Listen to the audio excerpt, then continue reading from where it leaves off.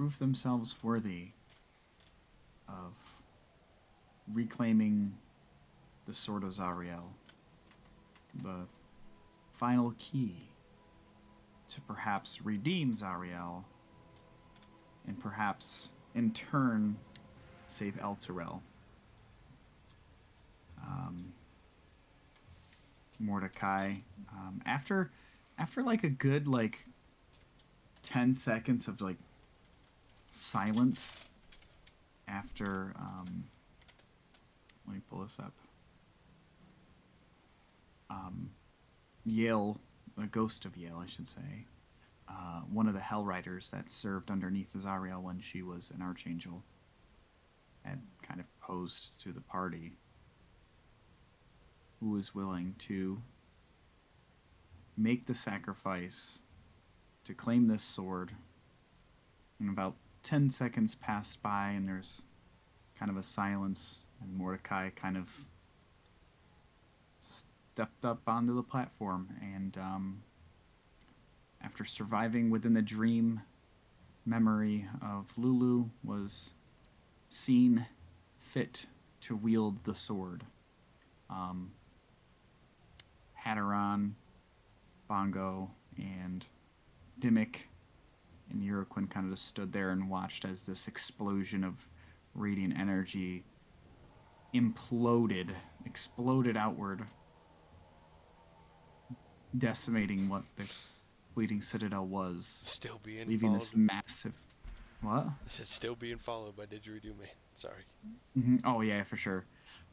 Exploding outward and leaving this crater, and then the angelic visage of the transformed Mordecai. Um, this week we pick up right at that instant where um, Mordecai is kind of floating there, wings outstretched, and Yale's ghost is still kind of there in the side, on the side.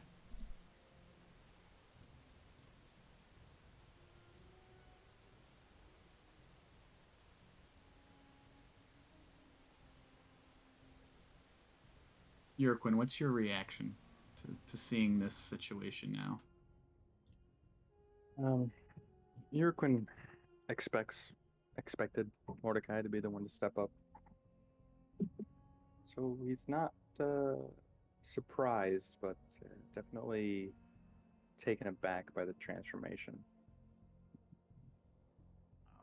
Something to note as well, you all feel this wave of energy kind of wash over you as this radiant power emanates from this center point. So everyone's HP is fully restored. Hit points, I should say.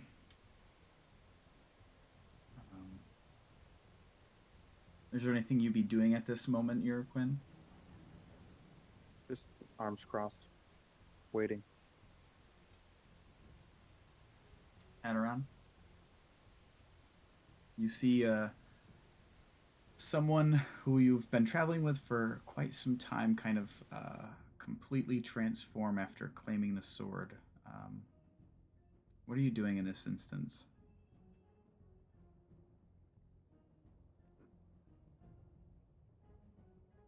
Aaron's just gonna kind of savoring Kerr and just raise a quizzical eyebrow before kind of like finding a wall to lean against, and he's just gonna sit down, just kind of drained from the previous fight.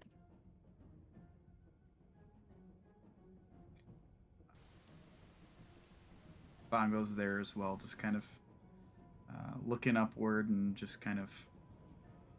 Obviously, you can't really tell what's going. Actually, I think he said he has his helmet off. But then again, believe that was just in the dreamscape. So when you guys kind of returned back here, you kind of are reset to where you entered.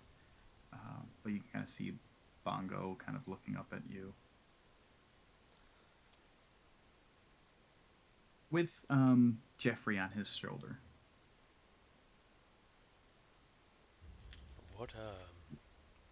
What what's happened to me? The ghost of Yale kind of turns to you, floats in space, and she's like, "You have become something greater, and perhaps a tool to do good. This is a power that you've been given. And now that you are not who you were before, it's time to figure out who you are now. But my work here is done, and I thank all of you for the work you've done, and perhaps opened your eyes to the truth. Good luck to you all. Please, if you can, save Zariel." And she kind of does like a half turn to like as if she was gonna like turn away from you guys, and she just fades.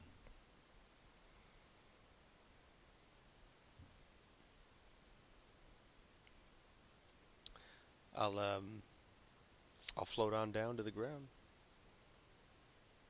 What's Dimmick doing? Dimmick is wide-eyed. Never seen anything like this.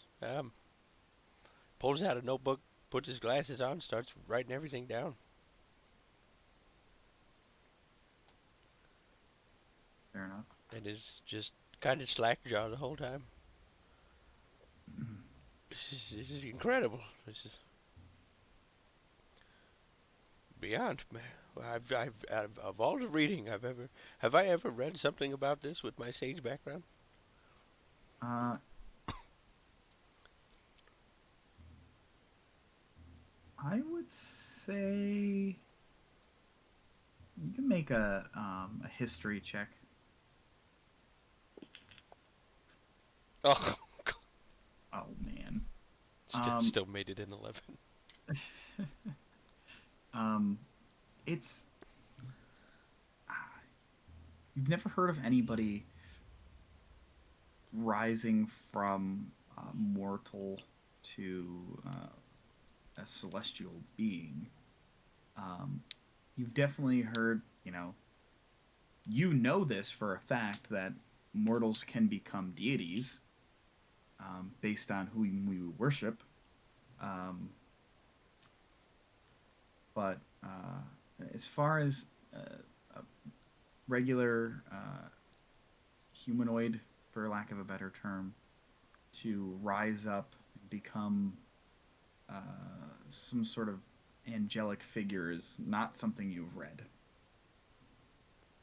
This is incredible. I've never witnessed anything like this before. I've never read about anything before. Oh man, I gotta take a break after this. Oh, Bongo just kind of looks at Mordecai and he's like, do you feel okay? Or how does it feel?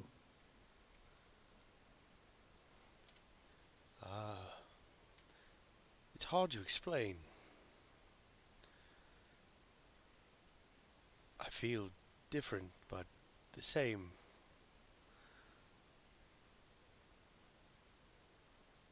It's a funny feeling. I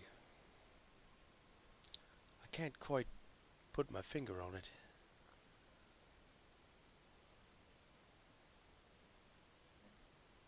Well,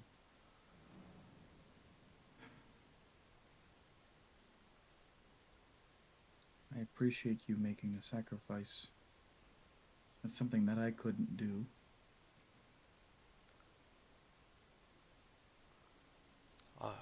I'm sure anyone here would have gladly taken the place. I just seem to have gotten to it first. You're Quinn. Do you want to make a perception check for me?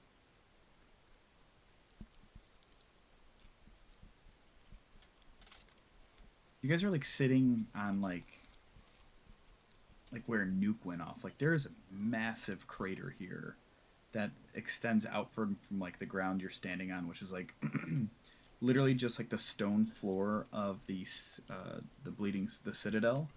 Like there's no roof anymore. That shit's gone. Some pillars are half shattered. That's probably one of the ones that you're leaning up against, kind of sitting on the ground there, Hadaron. But you guys are now kind of exposed to the elements again. That kind of light that was inside the citadel is no longer there. You spy Uraquin as you're kind of just taking the moment. You're kind of looking outward. You see the massive ship that Zariel pilots about 200 feet away from Elturel. I hate to interrupt the fangirling, but there seems to be an issue at Elturel. We need to intercept that ship before it gets there. I don't think that'll be a problem anymore. And I'll look over my shoulder at the wings that have sprouted behind me. I'm sure I can carry someone.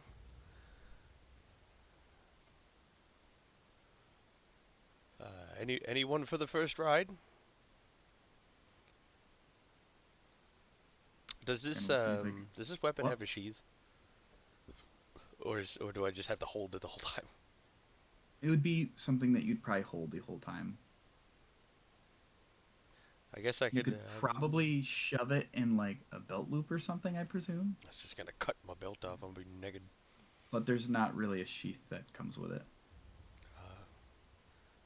I could sling someone over his shoulder, I guess. Bongo's like, I'll probably be the last one to go because I'd prefer to stay here in case something goes awry. You won't come with us? Oh, I will. I'd rather stay here until everyone else gets out. Oh, okay. That makes more sense. Right. Perhaps Dimmick first. Sure. Dimmick? Hell yeah, brother!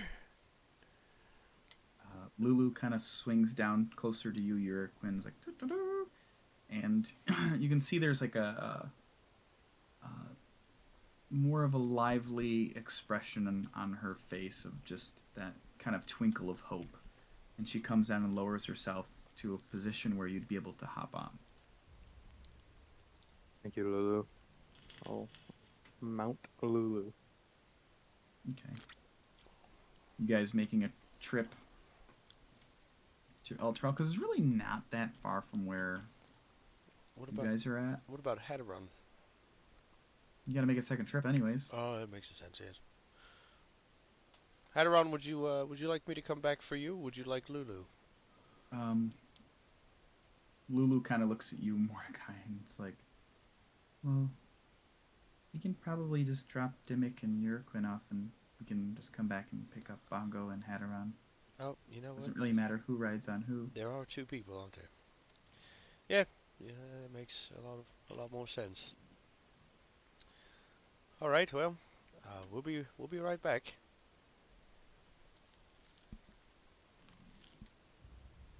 So you guys head up. Make a dexterity check for me. What's your flying speed? 90 feet. Okay, make a dexterity check for me. Mhm.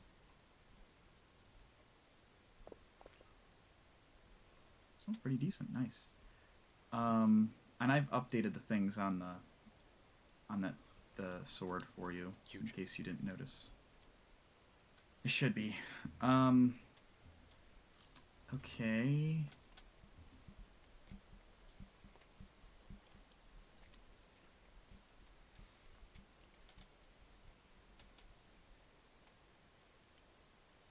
It's about half a mile away. Probably closer to 1,500 feet. So Is it just floating, or can we tell that it's like moving? oh, where are you heading? To Elturel? Like, you're not in a, like, you can see it's almost getting to the point where it's starting to slow down to kind of hover on the western side of Elturel. So it's probably about right here at this point.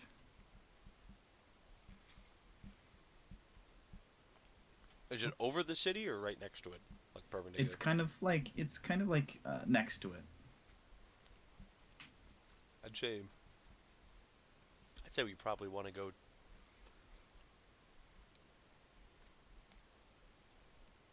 probably right at the foot of it. Of the ship?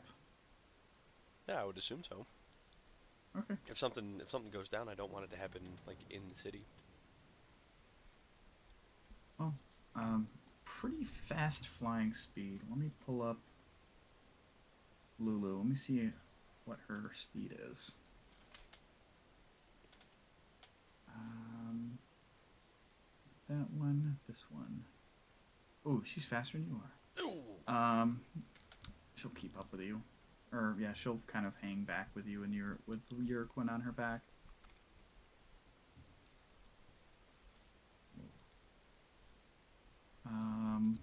So you're heading towards the base of this ship, correct? It's like a long, pointed, like needle type ship, almost like a cone. And it only takes you a few minutes to traverse this far. It's you fly at a really fast speed. Um,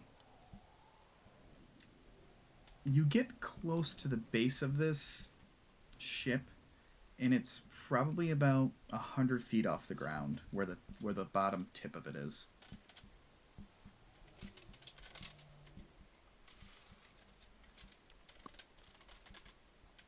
Excuse me.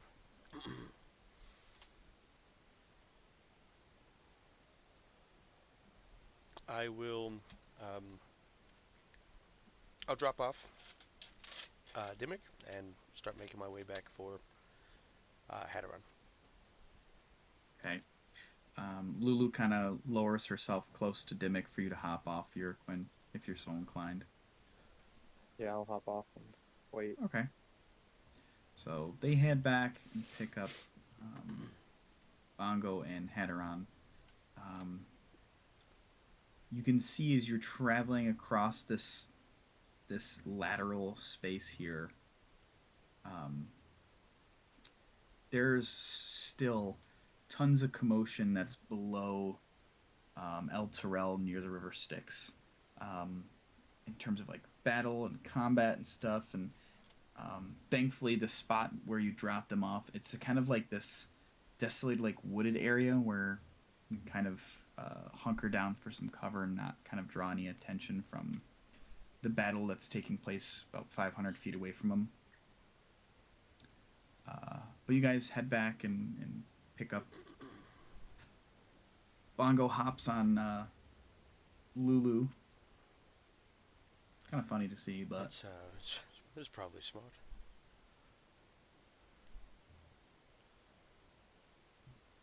I'll grab Hatteran. Would you like to climb aboard? Like, look at him like, you're not a horse. How am I supposed to do this? I'll just give you a piggyback ride. He'll just kind of like roll his eyes at him before walking behind him and just kind of grabbing whatever sort of purchase he can. okay. Hold on, friend. Easy enough. Not, about 10 minutes pass for Dimmick and Urquin kind of holding up before you kind of look around one of the trees. Urquin, you can see the like alabaster white wings of Mordecai kind of floating towards your direction. But you all are kind of at the base now of this ship. It's, like I said, about 100 feet above you at this point.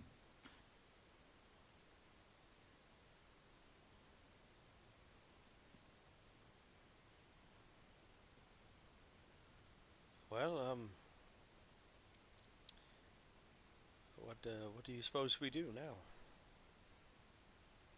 Is there a way to get their attention, or?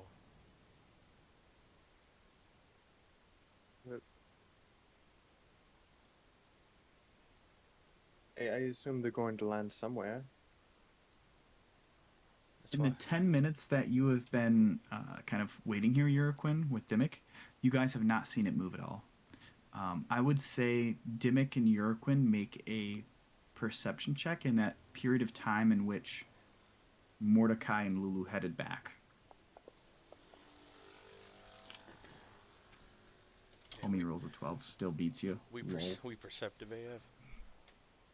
You notice from the looking up at it, it's it's wider than you would anticipate from when you look at it from afar.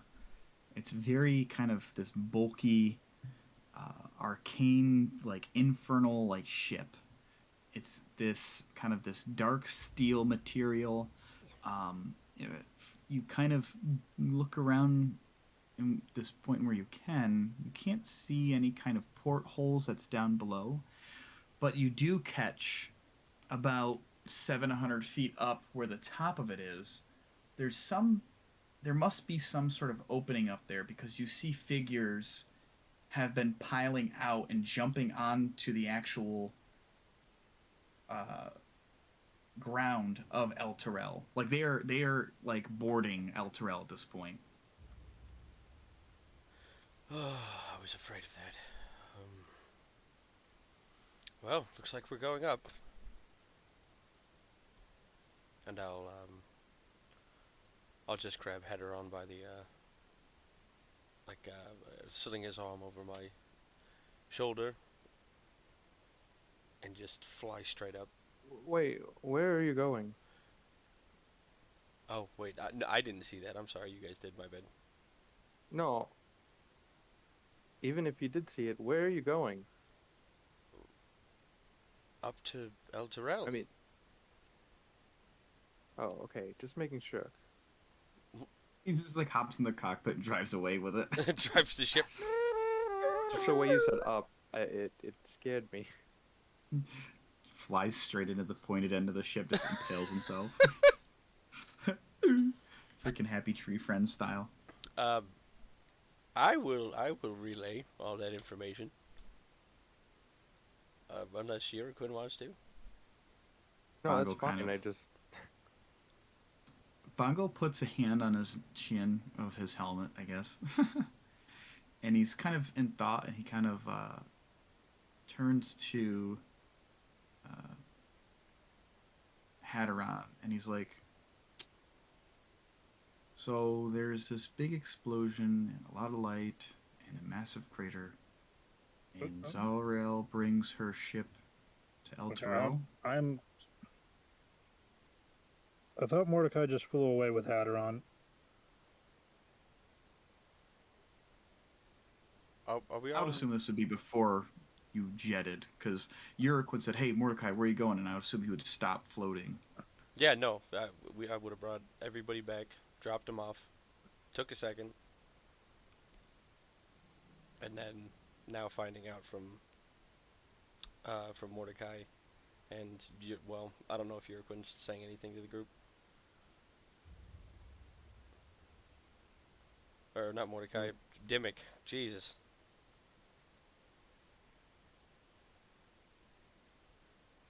Yeah, I think Bongo would probably question the fact that Zariel's ship came to El Terrell instead of this massive explosion that just occurred. That was essentially like a nuke that went off. Yeah, it does seem a little questionable. So, are we going up or? I don't know. Apparently, Bongo wasn't finished, but I was confused because 1 minute it's Hadron's there, then he's not there, so I'm just trying to piece where I am.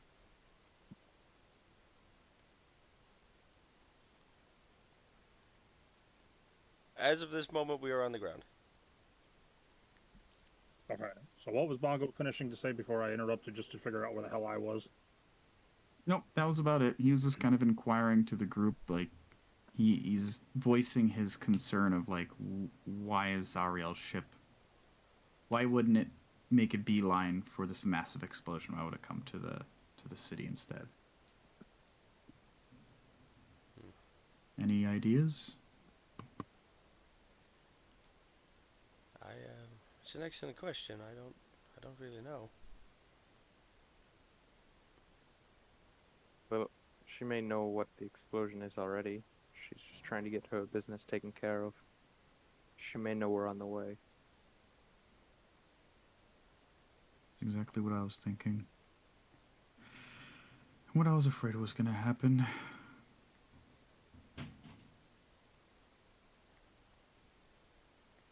So, up. So let's stop standing around and talking and get up there, yeah. All right. And I will,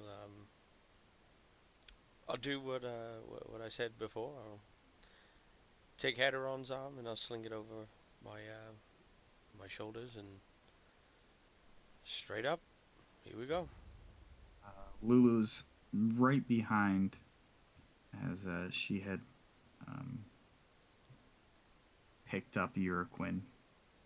Unless you fight back, Uruquin. I let her.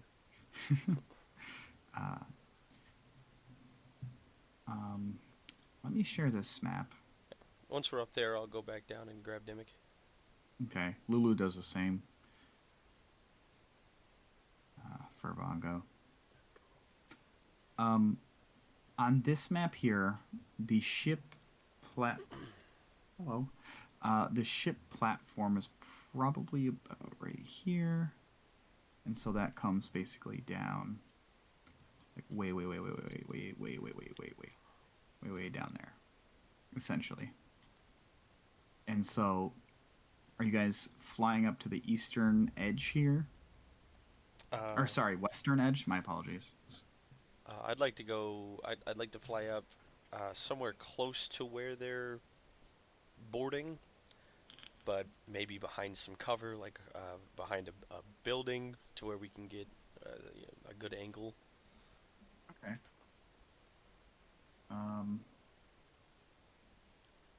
You find like a decent. You and Lulu find like a decent alleyway where there's like not any commotion, but you can see there's all types of devils and fiend-like entities that are now like rushing through the streets. And there's a moment passes as you're kind of dropping the first two off, and you just hear like some loud kind of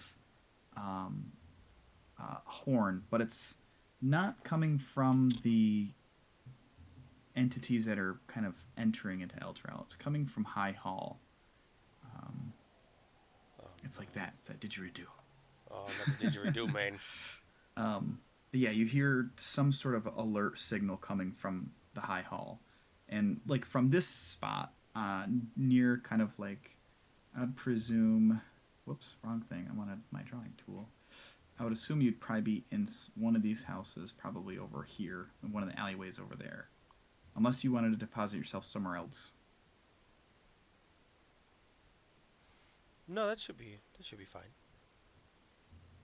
More of like a clustering of houses, and probably gives enough cover to kind of like assess and kind of think about what you guys wanted to do.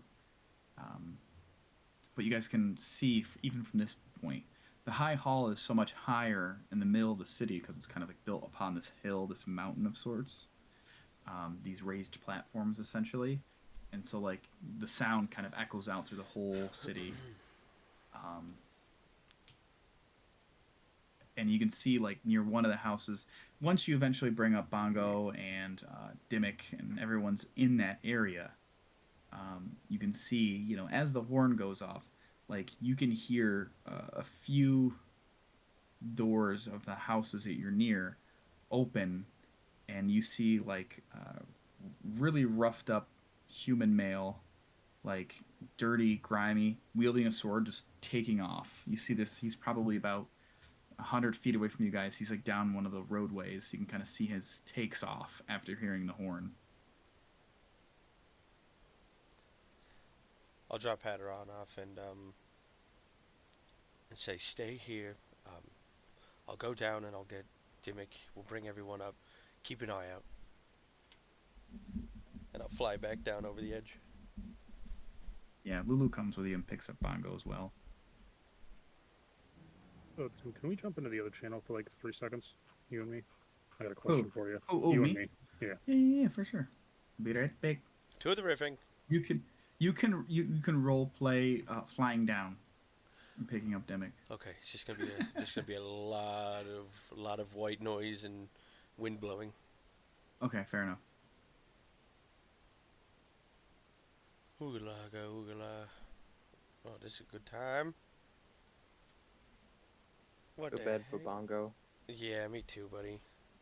But I mean, this might not be. You never know. You never know. Yeah, You I mean, he never does know. get back pretty early, so. Yeah, Bongo, just speed.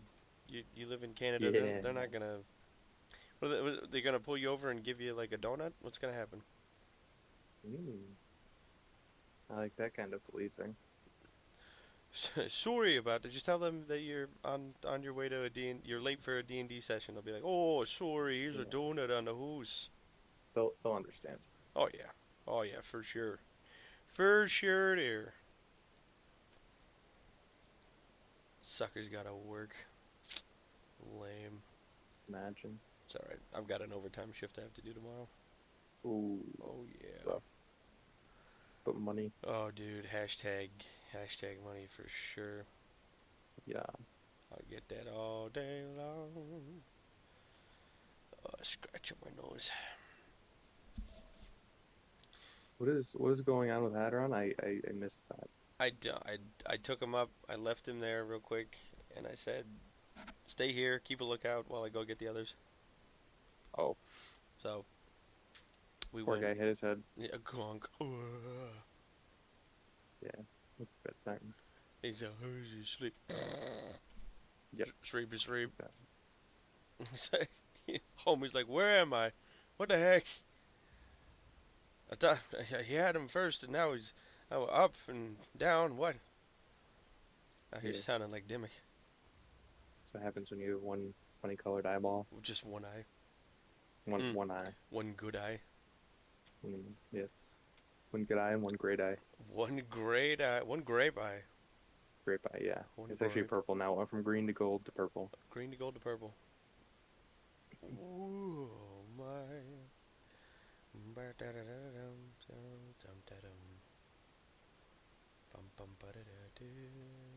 the hell is this?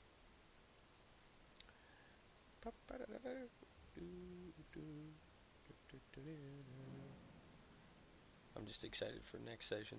Or not next session, Yeah. but yeah, kind of next session, but like the start of new things. It's gonna be so good. Yes. Jace. And back to having your characters. Oh man, having one character. That'll be nice, yeah. Oh, it'll be so nice. It won't be batshit crazy. Oh. I heard a one. Oh, Oh, I heard a two. Hello. hello. Did you guys make it up to the El Torello in one piece? Sure did. Oh, that's good. It's crazy. You should have been there. Let's see. Yeah, just to kind of give you that visualization again. This is the ship that's kind of I would say ship, but it's more of like a flying fortress. So now that you're up at this height, you can see there's like different kind of openings in the top area where there's like windows or things that they can look out. That's kind of what's kind of set up there. But as you guys kind of all convene in like this alleyway, you can hear the sounds of battle out, kind of like all emanating off from all around you. Like you get the sense that the city's fighting back to the best of its ability. Do we see any like commanding figures Um, for like either side? I would say everyone can make a perception check at this instance to kind of get a lay of the land and kind of see what you can see.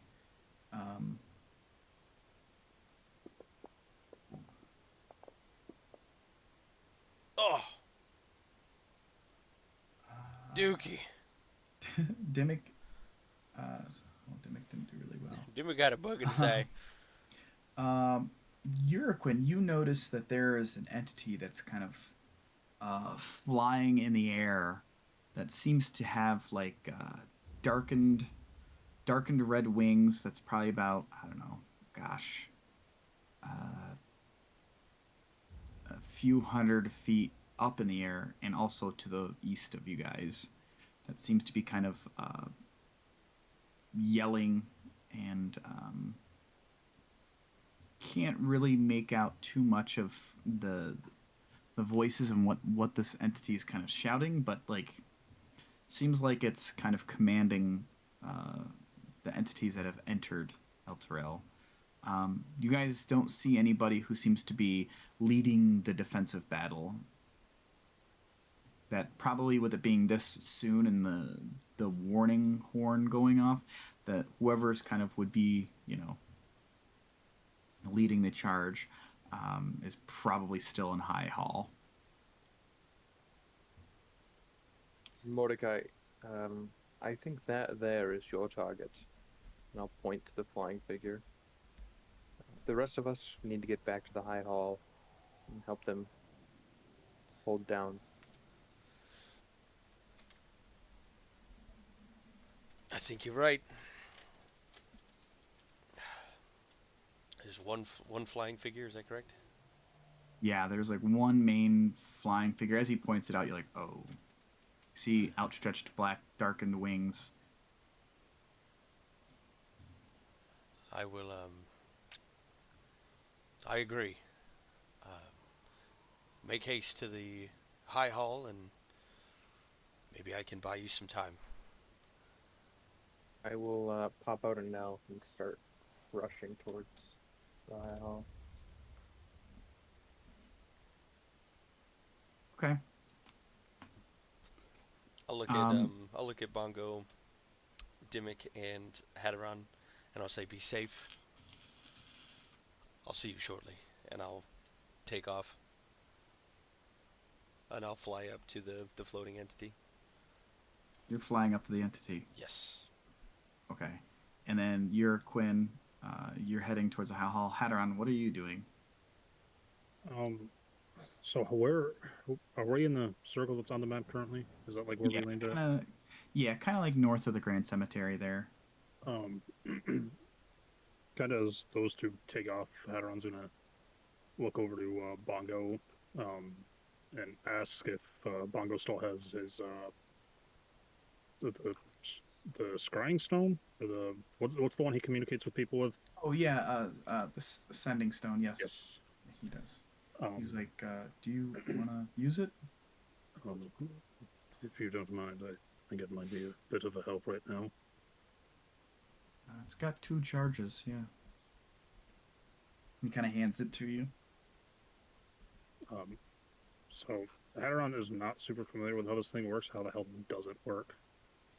You just you rub the stone with like your thumb, and you just think of the person you'd like to send a message to, and then you can speak 25 words or less, and then they can respond to you in the same fashion. Hadaron's gonna just like grab it quickly. He's gonna nod at Bongo, and he's gonna like quickly sprint off in just any direction, like 10-15 feet, and duck behind a building quick, just kind of out of earshot of everybody. And as he's sitting there, he's just gonna like check his surroundings quick, and then he's gonna start. He's gonna just picture Gideon in his head, and he's just gonna go, Gideon, I need help at the. It's what, 25 words? Yeah. Yep. A high hall. Lots of demons. That's all Hadaron's going to say for the time being. A moment passes, and you hear the kind of charismatic voice of Gideon kind of respond to your message that you sent. I believe that's where all my friends are heading now. I presume you're going there to have some fun slaughtering humans? I'll see you there, friend. And that's the end of his message. I was just gonna look at the stone for a second and kind of lower his head, and he's gonna kind of just readjust the hood of his cloak over his head before walking out back to where Bongo is, and he's just gonna hold the sending stone out to him before making his way to the high hall. Okay. So you're handing Bongo's sending stone back, and then you're gonna head towards the high hall. Yeah, Hedron's gonna start Okay. making his way there, but he's not gonna be like in like a super bit of a rush. He's like contemplating things through his head as he's kind of going, so he's not like super focused on moving fast. Yeah, that makes sense. What's Dimmick doing in this instance? He's tagging along. He is. If he can be, he's on Lulu, tearing ass to the high hall. Okay. Oh, Fair enough. before he goes, let me see if there's anything I can help Mordecai with before he zips off. I'm gonna.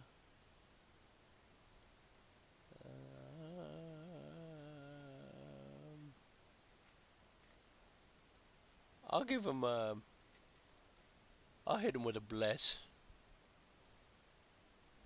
Will you bless him? Mordecai before he zips off. Let's see. So, yeah. Good enough. Yep. And then, yeah, he'll to bless him before he takes off flying. He'll take a little spritz of water in his hand, like a little ball of it, Yeah. and he'll whisper a little prayer and then throw it at him. Hmm. Just psst. All right, well, Godspeed, and then turn around and zoom. Fair.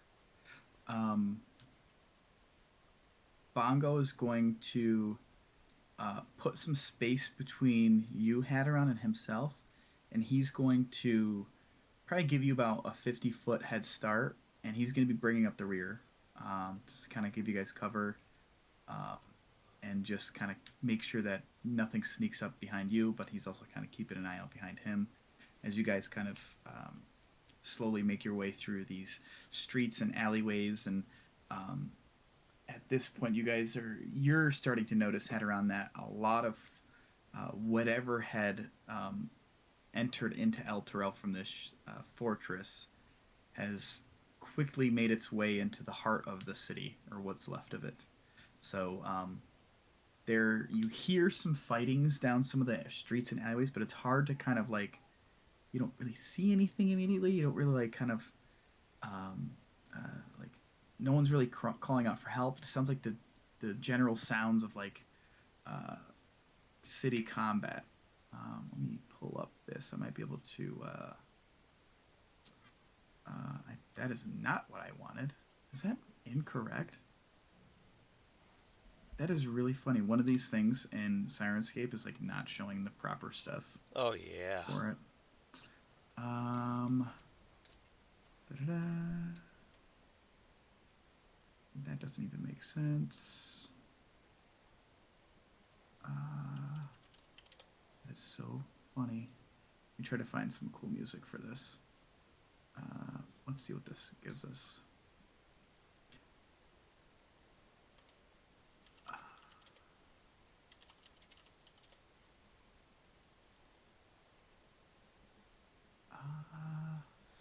What is this? I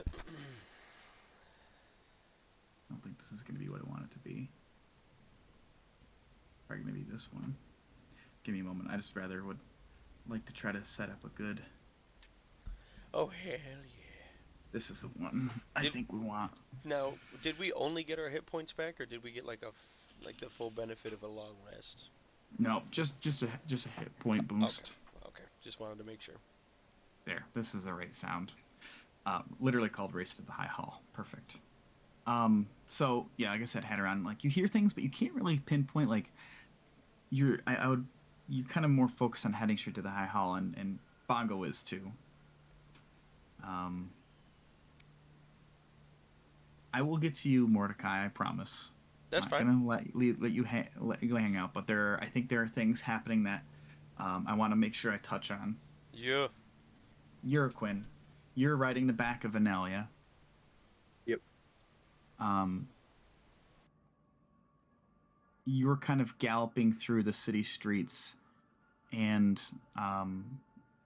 Nell's kind of like hopping, kind of like wall running at certain instances, and leaping up on roofs, and kind of just you see as Nell kind of jumps from roof to roof below you. You see like spine devils and different types of fiends in combat with this kind of cobbled militia, and you don't see any sides particularly edging one out.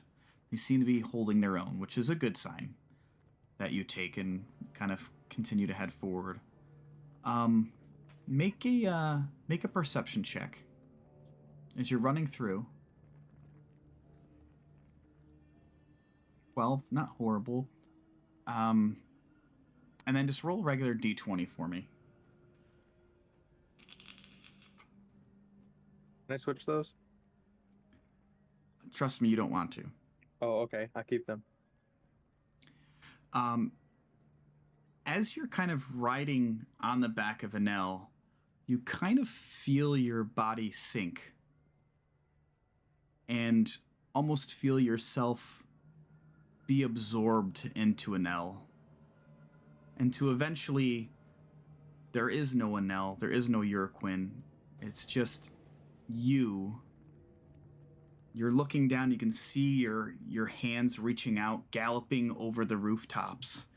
And like your eyes change, your vision changes, and you have this your hearing kind of hurts for a moment as you're trying to adjust, but you feel like in this instance of extreme peril and desperation that your bond with Anel has superseded anything else that you've ever had encountered. It's very similar to the form of displacement you take, but this is on a whole nother level. This is like you've combined into this new entity at this moment, and you're just galloping through, and the freedom is something totally different that you have never experienced before. I'm just going to continue running towards the High Hall. Urquin, once he realizes what's really happening, he begins to dig in deeper. Every hand or foot that hits the ground, he pushes off with just a little bit more. Which is strange because you realize that you've got like 6, 8. I believe it might be 8. Let me double check. You might know, JD.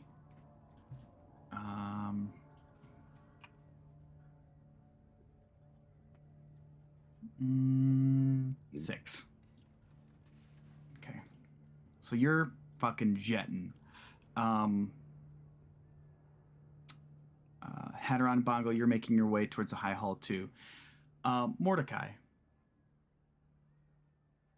you coast up and get closer and closer, and you see these black and dark wings. And this entity is not facing you at this particular time, as if it hasn't noticed you. Or maybe it chooses not to notice you. You can see there's a red fiery halo burning on top of the head. And as you come closer, you're just going to go right up to her? Do I feel anything coming from the sword?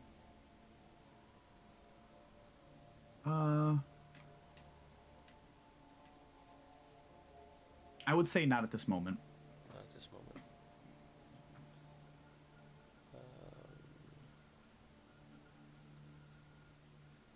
Okay.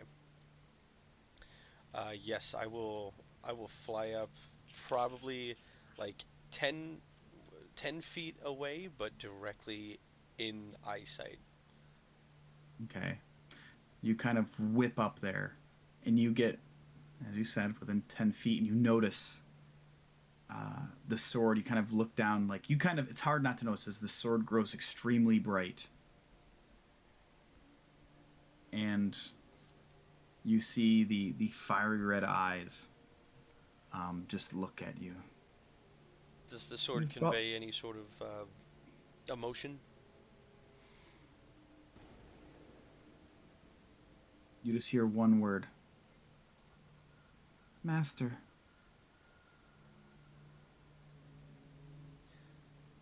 You see the entity kind of stare you down and reach out towards you with one hand. I believe that's mine. I believe you gave it up. You don't know what I've given up. Who sent you? I know you sacrificed. I know I made the same sacrifice. And I'll look at the sword. But I won't sacrifice the ones down there.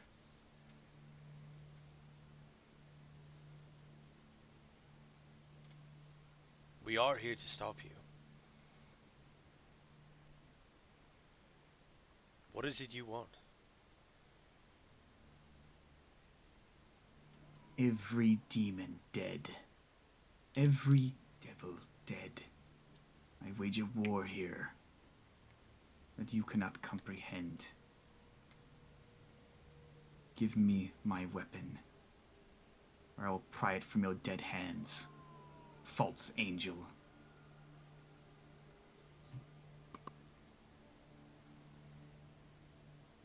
I'll take a defensive stance. Then you'll have to kill me for it.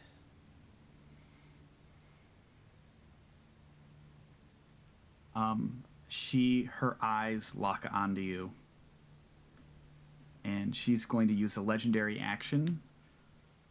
And her eyes emblazon with flame. I need you to make a wisdom saving throw. The DC is 26. I believe while I'm holding the sword, I have advantage on wisdom saving throws. I believe you do. Let me see here. Let me double check. Wisdom Jesus checks. Christ. Wisdom checks. So I do not have advantage on this. Oh, okay. Yep. Wisdom saving throw. You got it. Yep. DC 26. Nope. Okay. You can see her eyes start to grow in flame. And, she's like, ignite. You take... Oh, I'm going to leave that there.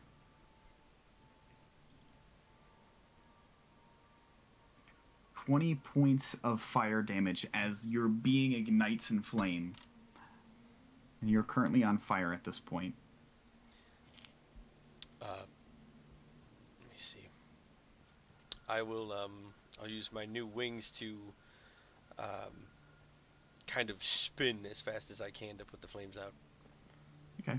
Easy enough. Like You kind of close the wings around me, spin, and then open quickly. see the flames kind of lick out from you as they kind of go out. Little bits on the edge of your wingspan is charred, but no harm. It's going to take a lot more than a little fire to move me.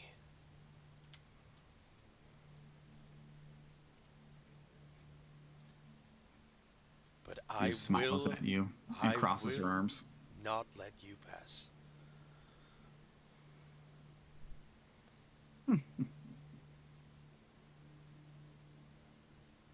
I would love to see you try to stop me.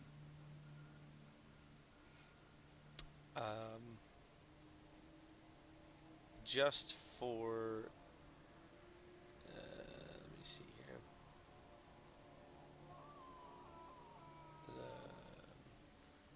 I will, I'm going to cast Enhance ability on myself.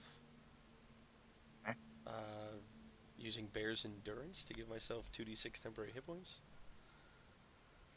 Okay, yeah, for sure. Where is the combat tracker? Mordecai targets Mordecai. There we go. There's someone screaming in the background that's having a bad time. Oh, Pat. Oh no! What is 2 temporary hit points? Okay. Sure.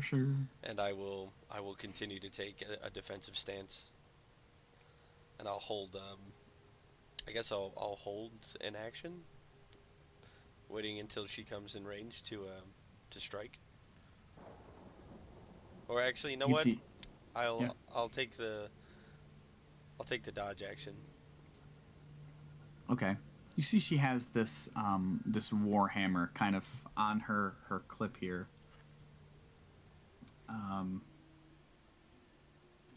This is kind of what you're kind of faced with at this point. Her. Oh, dude, that guy is having a rough time. Dude, he is struggling. Hmm.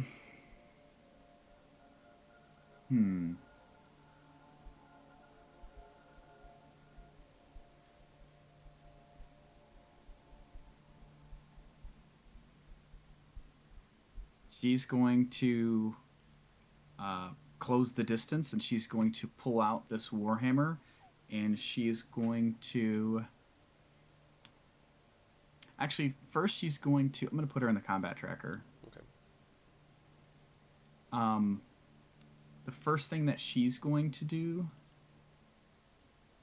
Oh, Jesus Christ, Lulu. Is she's going to target you, wherever you are here. You're targeting you? Okay. She's going to whip out a flail that she has on her one hip, and then the warhammer on the other hand. She's going to make 2 attacks at you with her flail. And then, yeah. And 1 attack with her warhammer. 2 attacks with a flail, 1 with a warhammer. Got it. And as she reaches back to hit you with the flail, she stops. And she's just staring at your sword. And you feel the pull of the sword try to leave your hand. And you can make an insight check. Inside check. Now these I have advantage on while I'm holding the sword. Mm-hmm. Insight.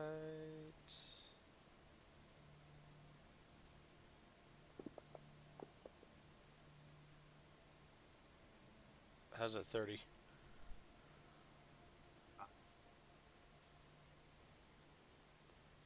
For this whole time, you've had seen this kind of fire in her eyes, but as she came close and kind of looked at the sword, you can tell there's a hesitation, and the fire in her eyes kind of, you see it flicker for a moment, and the sword is leaving your hand at this point. Are you going to try to hold on to it, or are you going to let it go? I'm going to try to hold on Like to on it. its own. It's just going to try to leave on its own. Let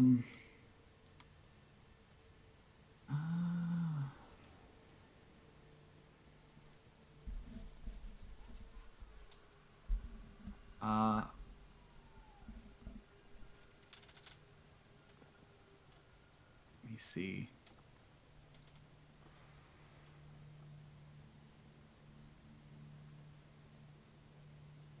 I would say you're unable to keep it in your hand. It just there's the power within the sword. There's some kid screaming in the background. I think the power of the sword, you're unable to keep grasping. You put both your hands on it, you try to hold on to it as hard as you can, and it just kind of like almost as if it's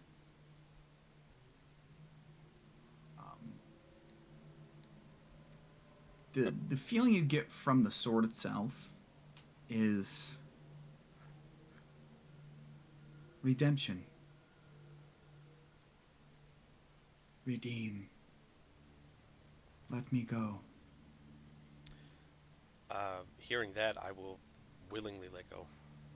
Yeah, it leaves your hands and it floats and kind of levitates and hovers before her. And you can see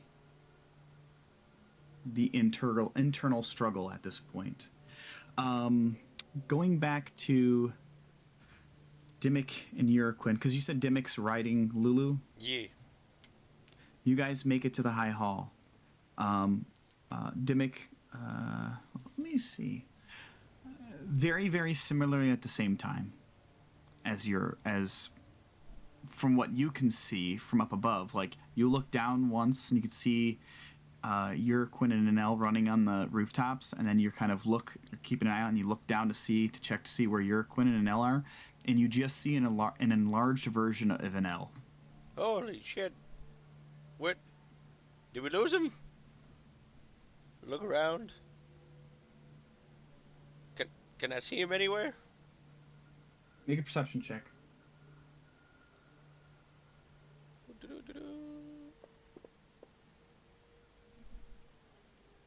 You can't see him anywhere. Oh no! I'm gonna yell over to Hatteron. We lost Uraquin.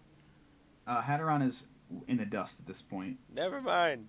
Unless you, as Dimmick and Lulu, were trying to hang back, I assume you guys were fucking making a beeline for the High Hall. Oh, we sure were. But now I'm gonna tell Lulu, I lost eyes on Uraquin. He's gone. Does Dimmick speak Celestial? He does. Oh, perfect. Well, so does Mordecai now, so I guess it doesn't matter. Hell yeah, brother.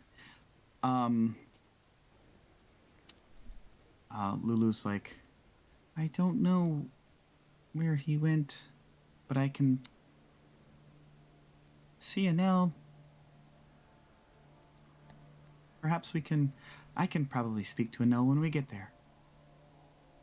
I mean, should we stop and see if we can find him?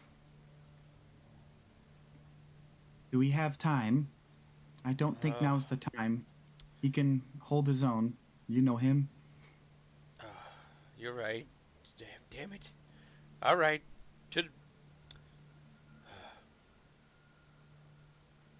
Okay, fine. To the High Hall. Okay. So you guys approach at the same time at the kind of the base of the spiraling roadway that leads up to the High Hall. Uraquin, what are you doing at this moment? Are you trying to head inside, or what's your play here? I'm gonna look to see if anybody has breached the High Hall yet. If not, I'm gonna take a stance at the door. As you head up, there's a few folk that stumble back and kind of fall on their ass as you approach, that are like, there's like a slew of about 20 cobbled together militiamen that are equipped in very crude armor. They all have swords and some type of impromptu weapons, and they just are like scared by your presence. Do I see any of the higher ups, the people we've talked to before?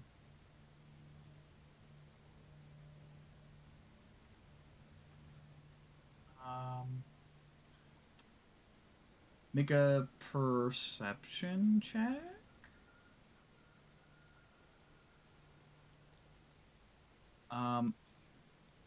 You don't see any of the immediate higher ups.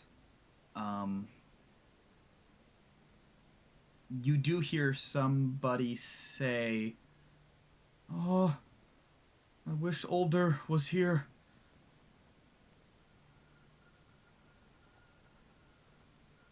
I will turn around and see if there's anything coming up the hill towards the entrance. Not at this time. Okay. You get the sense that perhaps you haven't made it to this point yet. Right. And you Dimmick and Lulu, you arrive, and then you see Anel, but there's this something different about Anel. The tentacles, and there's this kind of this blast of like scales that ride down the back of Anel from like top of the head all the way back to the tail, which um, is more similar to a scaly type tail, a scale-like tail. Are we close enough for you to talk to an L? Uh, yeah, let me go in. And she kind of flies in and kind of gets right next to you, Quinn, and she's like, Enel? And like, and Lulu's speaking in a language that you don't comprehend, Dimmick. Oh. Like it's like a strange, not grunts, but almost like growls and stuff. Like very, very kind of funny. Like you kind of like you kind of have a little bit of a smile, like that's weird, because it is strange. But to you, Quinn, she's kind of asking you, now where's Quinn? I believe we are one now. And that probably causes you to almost fall off Lulu, Dimmick, as Quinn's voice, but a little bit deeper and raspier, comes from Enel as it turns to you, and you can see the eyes are the eyes of your companion. What in the hell? Don't know. Don't have time to figure it out. We need to get everybody to safety and set up for an invasion. I'm retiring after this shit. This is wild.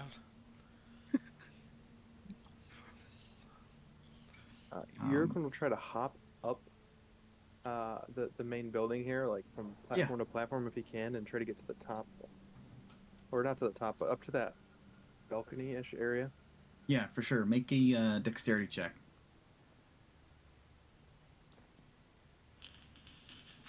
Nice. Is +4 just from your dexterity modifier? Yeah. I was gonna say maybe I should have done that with. No. Oh. You're gonna add your proficiency to that, so it's a 21. Since Enel's proficient with climbing obstacles and stuff.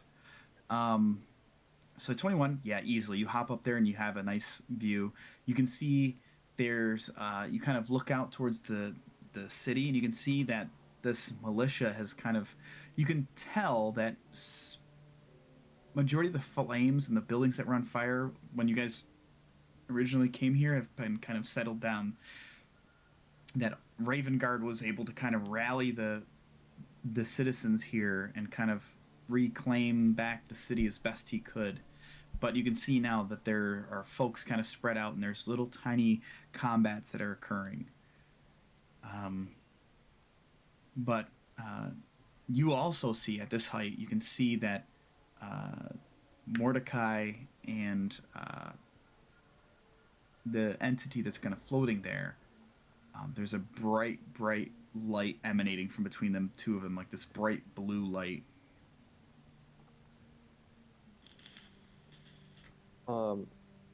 So I can still speak in common. You can speak in all the languages that you can speak. Okay. I'll try to yell back down. And I would assume what would be if Displacer Beast actually doesn't have any languages, but it's kind of similar to like Speak with Animals type deal. Is what Lulu did. I'll try to yell back down to Dimmick. Try to find Raven God. I'm going to save and round up some more people. Copy that. Can I see Hadron and Bongo from here? Or are they too far back? I'll let you make one more perception check in this encounter. 13. There, all you can really see is rooftops from this angle, and it's kind of hard to kind of like pinpoint. There's like even where you came from, it's hard to distinguish. Like there's folks out and about everywhere. Like it seems kind of speckled all across the city, so it's hard for you to kind of pinpoint out. Oh yeah, it's definitely them. I'm gonna hop down and start going to groups that look like they need help and okay, bringing them back. Um, as a note, um, make a. Ooh, what kind of check are we gonna make here? I would say make just a straight wisdom check, and add your proficiency to it. 18. Oh, 18? Okay. As you approach one of these groups, and this kind of happens for the next, few minutes, most of the devils and entities that you encounter that are hostile are for all intents and purposes, cannon fodder. But something that your fighter background does provide you is your weapon bond. And as you approach, you're about to attack, and suddenly your sword of answering appears in your mouth as you're biting down on it, slicing through people, clawing through people, shooting out fucking fire bolts. You're able to call out that your sword bond, your weapon bond, in this form as well. Damn. Woo! Jesus. So you're kind of running through the streets, just slicing anything that fucking looks evil. Hadron, you're about halfway to the High Hall now. Bongo's still kind of, you kind of look back from time to time, just kind of keep an eye out for things. You do notice Bongo from moment to moment. And you hear, as you're kind of rushing towards the High Hall, you hear the voice in the back of your head. Yes. This is your time. I ask you once again, Hadron. Even though our pact will last forever, I would like to hear what your opinion really is of me. Am I to blame for the evils of mankind? Is it wrong for me to want to live on and become powerful? No different than yourself if you think about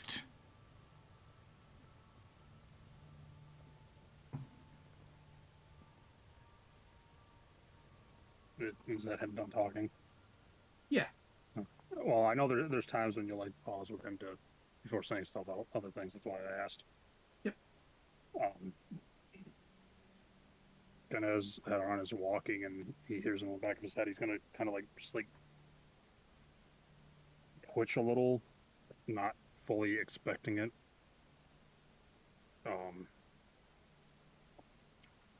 And as he's walking, he's obviously just like checking, make sure nothing jumps up on him, like you said, and he's in his head. He's just like, "Do I blame you for the evil of humanity? No. Humans have been fickle to their core since time asunder. Quite frankly, I feel like most of them could vanish off the face of the planet and we'd still be none the better.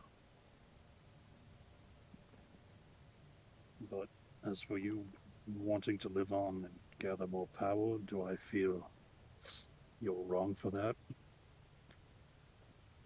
No, I feel any creature views their life as that. It's what makes survival. Where I judge you is how you go upon trying to gather your power. Do I realize that at times that people need to operate the way you operate? Yes, does it make it any better? No, not to me. Case in point, my father. But as long as you agree to my terms of leaving them alone, my time is done. I will do what I can to abide by your bidding.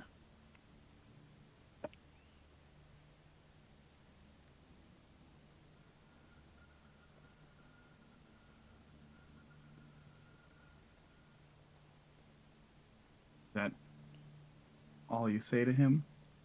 Yeah.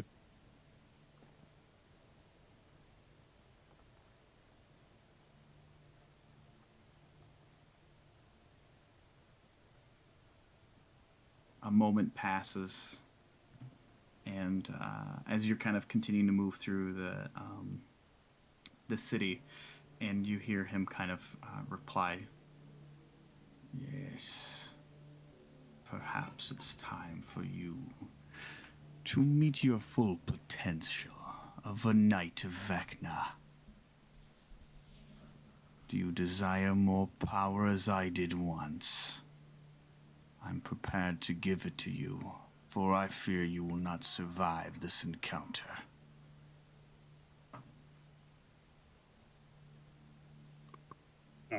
Adoran's gonna just kind of like grab the sides of his cloak and tuck them in around himself a little bit, and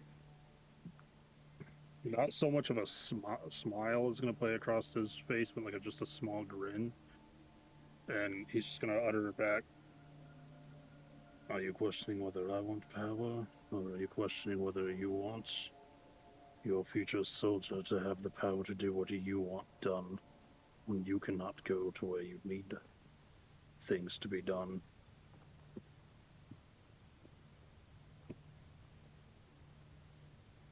Is that a yes?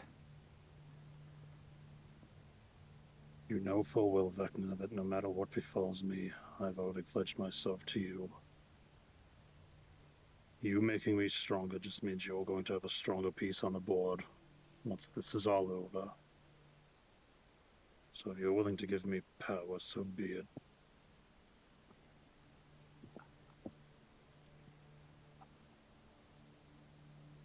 It is time. A quick side note, Bongo. I don't know if you can hear, and I don't know if you can type, but I will help you in literally like 15 minutes. I promise. We're gonna take a break in a few minutes, but I promise. Bongo, if you're out there, give us a sign. If not, we will tell you what happened at this instance whenever you get back. Okay, he's typing, so you can hear. Okay. That's all I needed to know. As you're kind of following up Hatteron on the way to the High Hall, you see his body start to rise up ahead of you. And you see his body contort in almost like this painful agony as you see two giant bone-like wings extend from him. Hatteron, you look down at your hands and they start to shrivel up and kind of lose the fat on your skin. You see a ring appear on your finger that looks very similar to a ring that you've seen in the past, long ago, that one of your friends was consumed by. And you can feel your skin on your face become tight. At this point, you feel the urge to pull out your packed weapon. Right, I'm just gonna.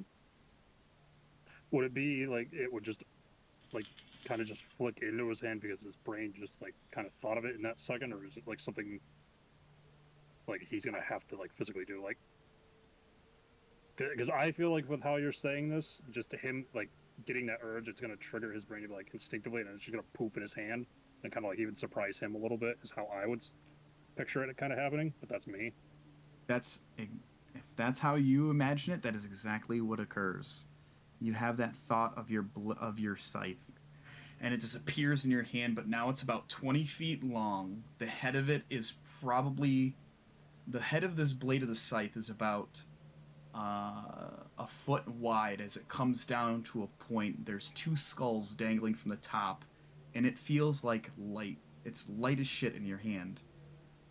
And as you're looking up at the head of it, you can see there's a strange glow at the top of your head. Bongo, you see there's this almost crown on Hatteron's head made of like this teal green energy. And you can decide this for yourself, but something within your possession at this point becomes your phylactery, as you've essentially become a Knight of Vecna, a Lich. And your life essence is now stored in something on your person that you can decide at a future point. But now your flying speed is 100, and your packed weapon deals double damage and has a reach of 20 feet. And you're Jesus. unable to be killed unless your phylactery is destroyed. Holy fuck. I told you we're pulling out all the stops this session, bros. God damn. But I'll let you kind of hem and haw over that for the next 15 minutes, Russ. But we'll stop there because I'm cooking in this room. We'll take like a 15-minute break and go to the bathroom, get a drink before this begins to escalate more. You got it. We'll be back in 15 minutes, y'all.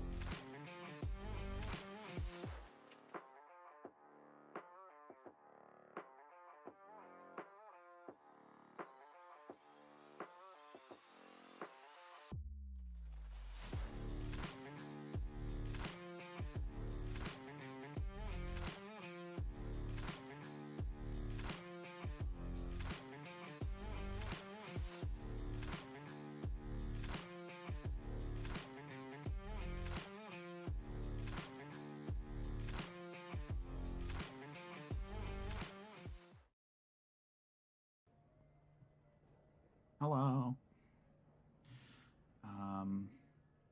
Hadaron, are you just going to what's your reaction? What would you like to do? As you're now kind of floating probably about 50 feet in the air. So I'm assuming, obviously, I can't see a good majority of my body, so just kind of like looking at his hands and stuff. He's not like gonna like super freak out. You know, kind of been through something similar to this in the past. You know, just kind of wilting away to nothing. It's just like quizzically raise an eyebrow before realizing he's actually in the air.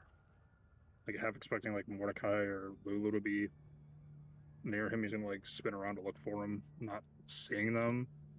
So like in his head, like what in the nine hells? Before he like turns and like kind of like actually makes eye contact with Bongo this time. Um, Bongo, how am I up here? He just points. It's like wings.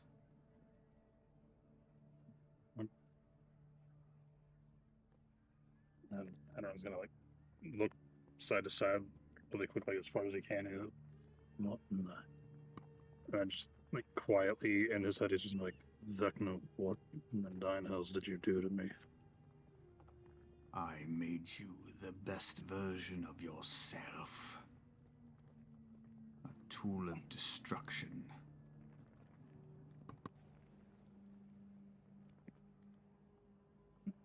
Adam's just like quietly like think to himself, this is what you view as the best version of me. Like he's not saying that to Vecna. It's just like him like this is what you view as the best. Yeah. And he's gonna like try to figure out how the hell he like moves. So he's like gonna try to like get back to the ground. Yep. You kind of just think about it and you focus and you feel the sensation of almost like another set of arms as you kind of just coast. And you kind of realize that it's more of like you will it to happen because clearly these bone wings do not work physics like. It's more of just an ability that you have. It seems natural, like riding a bike after a year. Kind of hitting the ground. Hadron's gonna like kind of land somewhat in front of Bongo, and he's just gonna kind of like look at his reflection on Bongo's armor, and like just kind of assess what the hell's happened to him. You can kind of see your one golden eye is there, but your other eye does have like a almost like a seafoam green iris now. That's very very bright color. It doesn't glow. You can tell it's different colored. Your facial features are very similar to how you looked when you originally kind of arisen the first time. And then obviously this princely like crown on your head that's kind of just kind of floats. Kind of seeing the reflection of that Hadron's gonna like reach up and try to touch it. Your hand kind of passes through it. It seems to be like made of like pure arcane energy. That's necromantic energy, to be more precise. That's interesting. And he's gonna kind of like take a step back and seeing that his scythe has changed, he's gonna try to like make it disappear like he normally does, like so he doesn't have to carry it. Yep, just troop vanishes. Okay, if that works, he's gonna kind of have like the same thought process to see if he can pull the wings inside of him to like hide those, or if they are just kind of there. You turn around to look and they're already disappeared once you've kind of set foot on the ground. Like retracted naturally without any thought put into it. Well, that's interesting. As much as I would love to try to figure all of this out, I feel like we have more important things to do, Bongo. Okay. For crying out loud, Bongo, I'm not going to eat you or anything. You don't need to be afraid of me.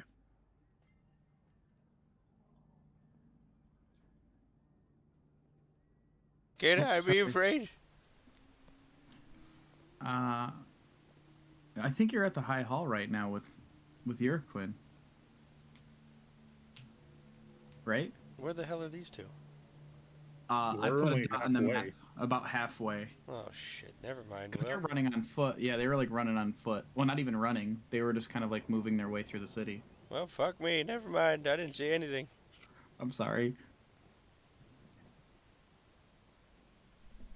Kind of like telling Bongo we need to go ahead on. She's gonna like turn and start making his way that through to the High Hall, or at least kind of a path he somewhat remembers from the last time he looked at a map. I mean, yeah, you guys are kind of like at the base of the hill, and you can see there's a road that kind of stretches up towards the upper area of the city where the High Hall resides. So you're like, all right, let's just head up here. Are you heading up on foot? Yeah. Okay. Bongo kind of just lets you get a little bit of head start again. He kind of presumably kind of keeps his distance to keep an eye out for any dangers. We come back to Mordecai.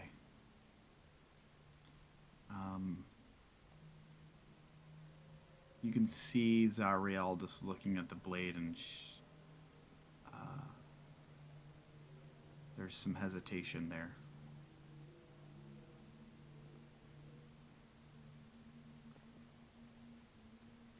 She kind of looks at you and she's like, "Where is my steed?"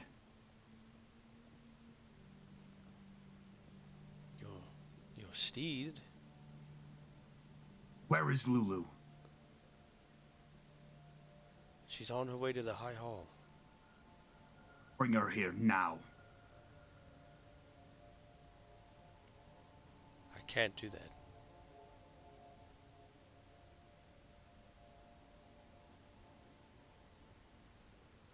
Besides lacking the physical ability to do that,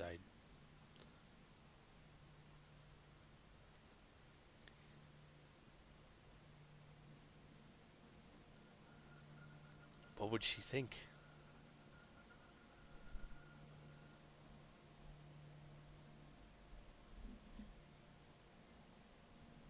She's not speaking. She's just staring at the sword. You can see one single tear start to form and move about half an inch down her cheek, and then it just evaporates from the heat.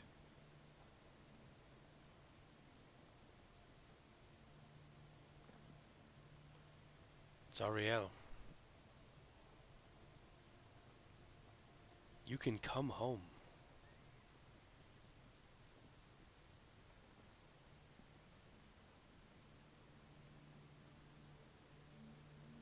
Bring me Lulu.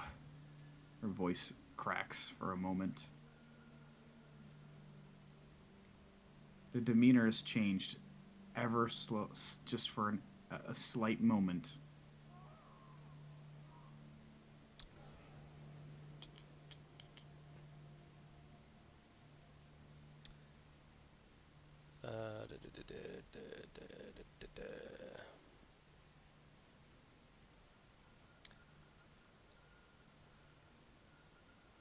I can't bring her here, but I can take you to her. As long as you promise not to hurt anyone. I cannot promise you that. How do I know you're not lying? Make a persuasion check. DC 25. Not today, it's not.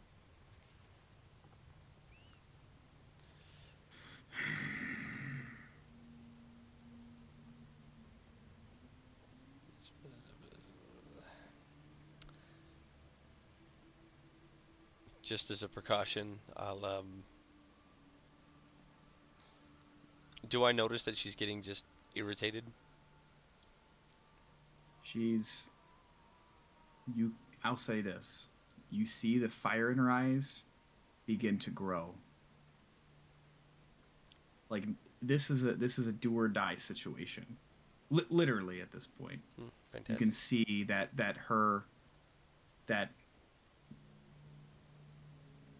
she doesn't understand why you're not able to bring Lulu to her. And there's a moment of weakness that she's pleading with you.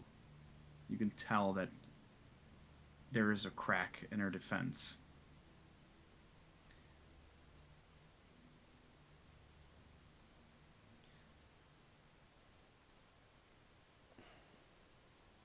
I can't stop you from hurting anyone, but I can bring you to her.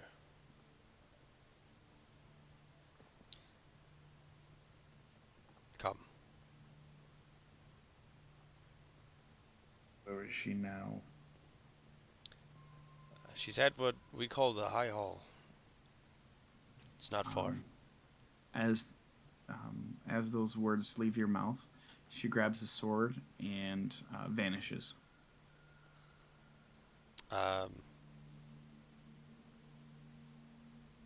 I will about face and fly as fast as I can to the High Hall. Okay. I would say you're about. Let me take a look here. Just so I get this correct. Okay. You're actually probably are not that far from where Hadron was. You're just really high up in the sky. You're this kind of northern X I just put on the map. Well, Yeah. I say X, but it's more of a scribble. Gribble. And as you turn about face to start heading towards the High Hall, you see her reappear about 120 feet ahead of you, flying towards the High Hall. Hmm. I'll make a beeline, try to catch up to her. Okay. What's your flying speed? 90 feet, and as a precaution, I'm going to cast protection from good and evil on myself.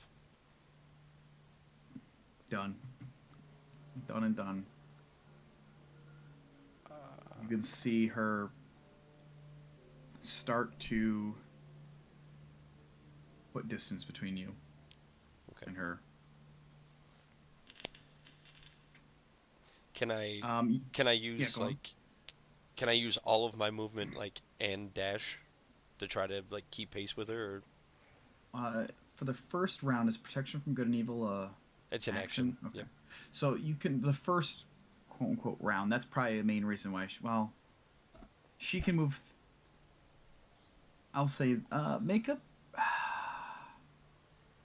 a intelligence check, really quick.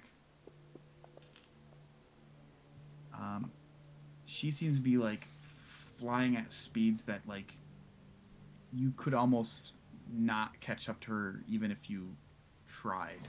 She's already put about 400 feet between you and her I'm within still 6 seconds. Okay. She's cooking. I'm still gonna try. Um, I'm still gonna yep. use. I'm gonna burn as much as I can. Okay. She will arrive.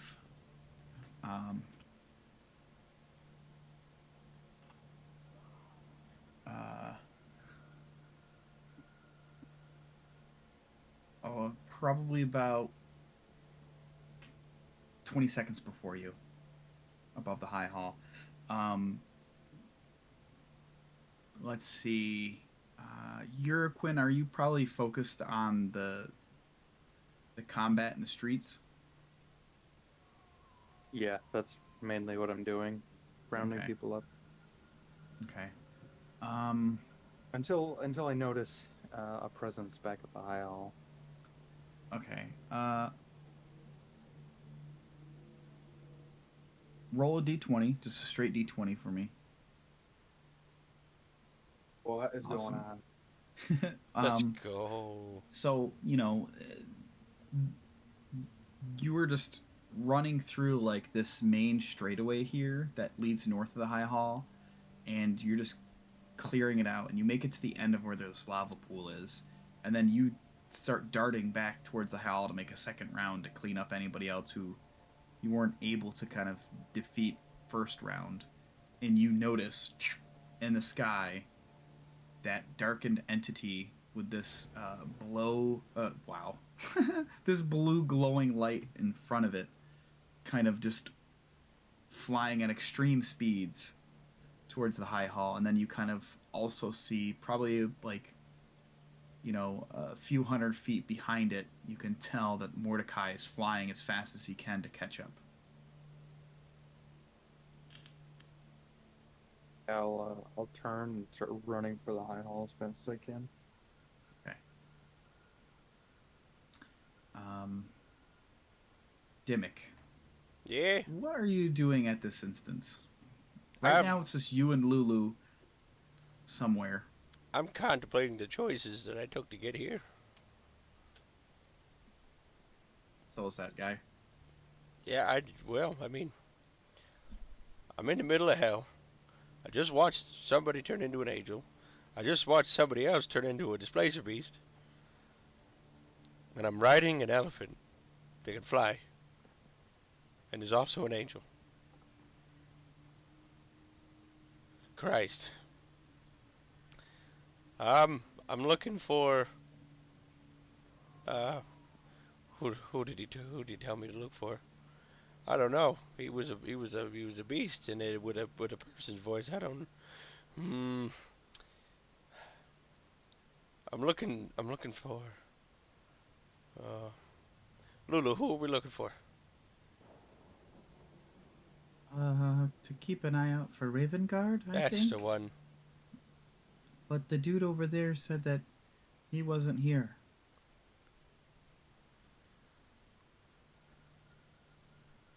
Which guy? Which one? Fly me down if you can. Flies down to one of the guards, and they're kind of like, they kind of step back, and they're like, oh, hi. Where? You said you wish Ravengard was here. Where'd he go? He went out to go fight. Which way? I don't know. Shit. He was a soldier. Is there anyone here that might know? You get the sense that with the sound of the alarm and the commotion that these folks are kind of like not really up there on the chart of knowing his whereabouts. Somebody does pipe up, and he's like, well, he just stormed out of here and said that he's gonna go help them fight on the streets. I don't know where. Shit! Lulu, turn around into the street. Let's go. You're all right, Zula. Oh, I'm so sorry. That's okay. Okay. And so she kind of about faces and then starts to fly up, and it's at that instance that you and her are about to get over the wall of High Hall. You're about 75, 80 feet in the air, and she stops dead in her tracks. What is it? No response from her. Can I look where she's looking? You would be looking where she's looking, since she's looking. Oh. And you're probably riding her at that point. You can see about 100 feet away from you, and extremely fast speeds, that black-winged entity in this kind of like glowing object, blue glowing object, kind of floating, flying directly at you. What the hell is that? Can I see it from here? Can I make it out? Even at this, most of you like trying to like comprehend what's going on. Zariel's about 25 feet away from you. Oh shit! Damn. And stops. Oh no. And the sword is kind of floating, hovering in front of her, horizontally, and she's kind of her hands out like she's holding it, but it's like hovering in like her hands essentially. Very slowly, I'm going to lean forward and say, is that who I think it is? Lulu? Yeah. I need to go talk to her. Do you, And she just flies. Oh, shit. Oh, I'm in it now.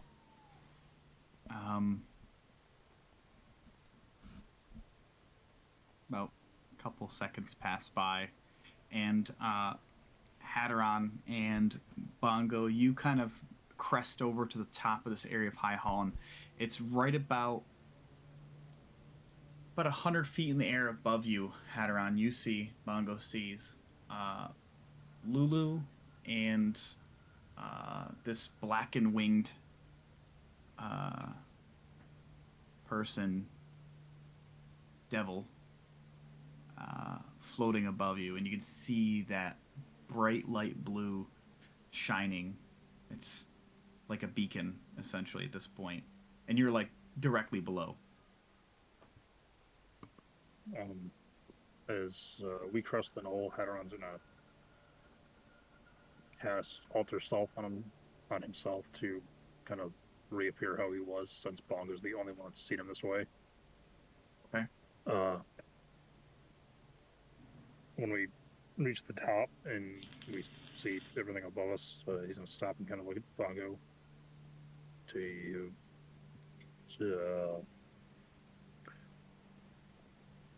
gonna go on a limb and probably say that's Zariel. And if she's here, and as he gets ready to say something about Mordecai, he's gonna kind of look over and see Mordecai there. Well, About 50, 60 feet away at this point from meeting up. well, this. I have a feeling this is not going to end very well at all. And kind of like as we crest the hill, Hadron wants to see if he notices Gideon or any of Gideon's like minotaurs or anything. Not in this vicinity. Okay. Either A, they were taken out, or they got distracted somewhere, is what you would probably assume.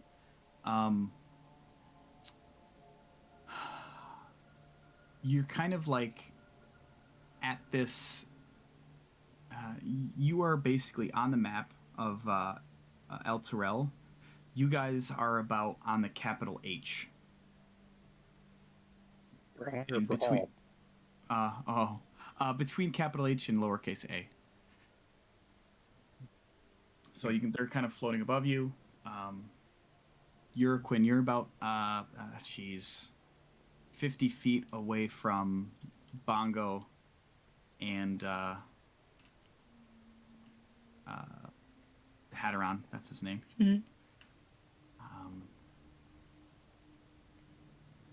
Let's see.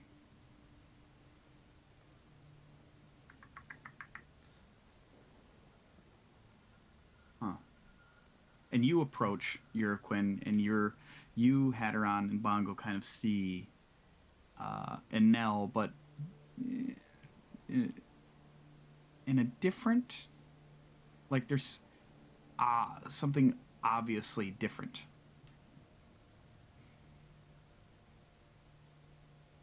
Approach with lightning fast speed.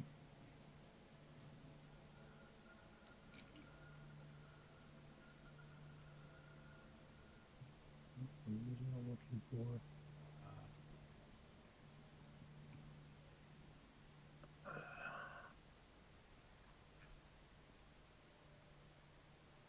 Okay, never mind. I'm not going to do what I want to do. Quinn, you kind of see Bongo and Hatteron about, like I said, 50 feet away from you. You're just going to like meet up with them, or? Yeah, just run up alongside of him, like north, like nothing's going. What's your passive perception? 20. Wow. Shit. Okay. It's 11 as a no. I mean, I don't know. What No. This is gonna be you. Okay. Because essentially, you're overriding all of that.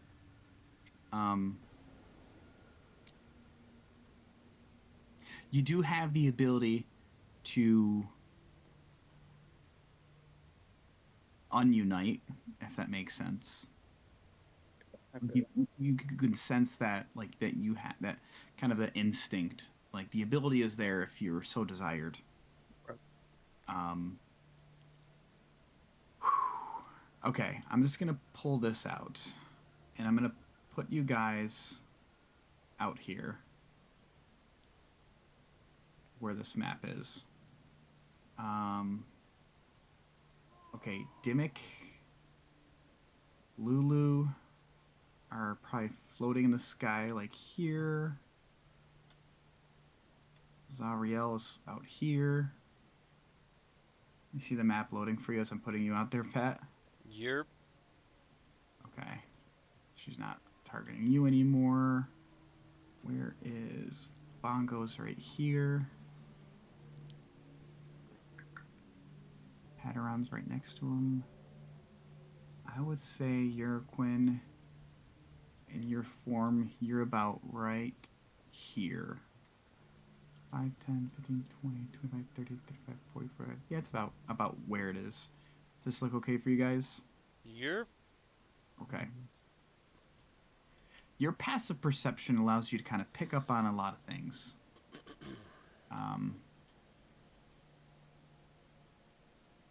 I do this.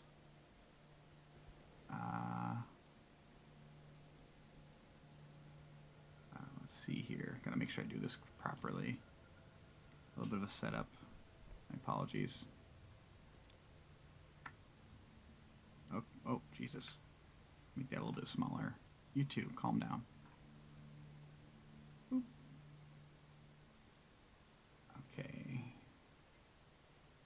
You hear Quinn as you're making your way through loud gallops. Very loud. Coming from an alleyway to your left and from behind you. And you didn't notice it kind of caught up to you quicker than you anticipated. Yurikun will, when he realizes it, he will turn to try to see if there's one close to him, readying a jump away from immediate danger. You kind of look to the left down the one alleyway between two buildings, and you see this black horse, and that has a mane of flames, and this black armored entity with a massive great sword that has basically engravings of like red within it approaching you.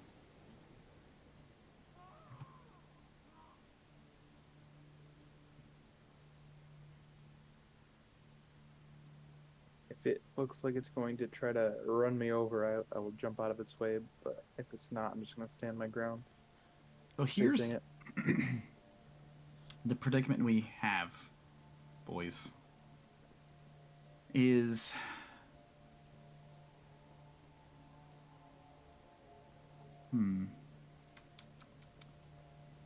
let's pull the sound play out. Let's see. Sure, that's fine. Whatever. It's different music. So I would presume Dimmick, Lulu, and Mordecai are not within combat, but you are like on the cusp of it. So I would say everyone roll initiative at this point.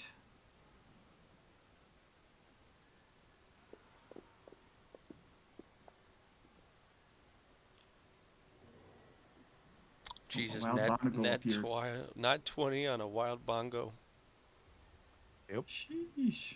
First roll back, baby. Not sure if you've heard everything, Bongo. I believe so. Is Zariel still in the air?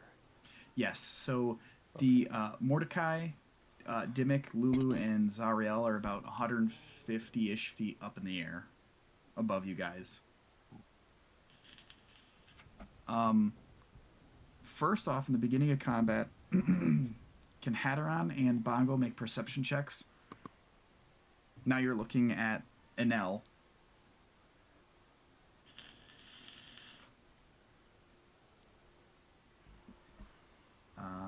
you guys both see a horse and this skeletal entity galloping directly towards behind essentially Urquin.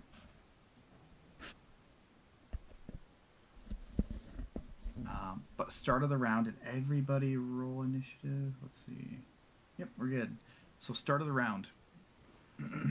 Bongo, you're up. Yeah. Kind of a bit crazy right now. I'm just gonna be looking around. Do I see? I just see the horse. You see the horse and this like skeletal skeleton. entity in armor All right. kind of just zipping down. Yeah, I'm Here just we gonna go. start running. Uh-oh. That's 30, and then I'll use my action to Oh, go. sorry. You can move yourself. My bad. 5, 10, 15, 20, 25, 30. These are 5-foot squares, right? Yes. Yeah. Actually, 15 Good foot call. squares. Yeah. 2.75. Some crazy shit. Yeah, and then I'll cast Shield of Faith on Anella Quinn. Write that down. Write that down, I approve. write it down. Perfect. And that'll be my turn. Awesome. Hadron, you're up. See, well, I did learn I can do this. I hate the fact that to zoom out to see where things are, everything gets blurry for where these squares are.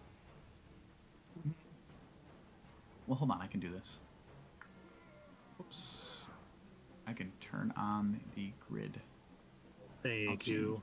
Hold on a second. Let me just make it a little bit duller so it's not too... Does that work okay? Yeah, now I can see. It's just with those dashed lines, if I zoom out, they get really muddled and I can't make out the squares. 100%. I feel you. Oh, you guys aren't even on the spot. She's still there. Okay. So Hadron's just gonna move up to there. And then it's gonna target the horse. Oh, shit. He's going off. Yeah. Yeah, I don't know what's happening. I ain't taking no chances. I love it. I love it. He's literally just gonna like aim at the legs of the horse. And he's gonna try to Oh. drop it. Jesus. Ooh, that'll hit.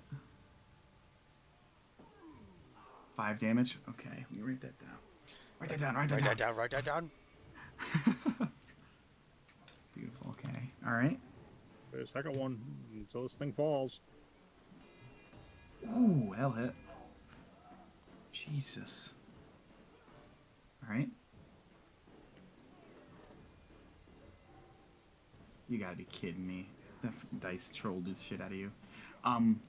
The second blast as you let out, phew, the front leg kicks out. You've dealt enough damage to really wound that pinpoint accuracy spot. And Lance of Lethargy would kick in, so that loses 20 feet of movement. oh god, it's prone too. So, damn. You mark that as prone. Beautiful. Nice. Yeah, I think that'll wrap up mine. All right, Urquin. And Being- Quinn.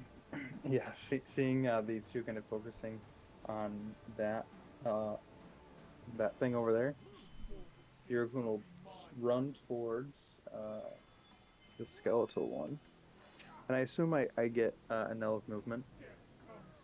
Yes. Is it more than yours? Yes. Yes. Okay.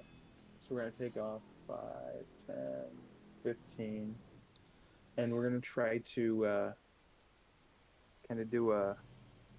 Well, I guess we'll run alongside it and try to attack the guy on top. So, how many attacks do you have in your turn? 3? 3. Gotcha. Okay. Sounds good. Are you attacking the person on it? Yeah, yeah. Okay. First attack, just like you're not able to get up high enough. We'll continue around and kind of, maybe not there, but kind of behind them. Yep. Oh yeah. Ooh, 30 to hit. Jesus, that'll hit. Oh nice. 9 points damage. Nice. Oh, nice. Oh, shit, dude. 20, 25, 30, 30. Yeah, we'll just kind of finish our movement over here and attack one more from this side. That'll Do it. hit. All right. There you go. There's some dice damage. All right. Freaking slice the back. It's like, ah! And that'll be it for us. Okay. Lulu is just going to look at Zariel, and she's just like, Zariel, what has happened to you? There's still time. It's not over. Would like to roll for Lulu for her persuasion. I'll do it. It's a roll a d20 and add 3.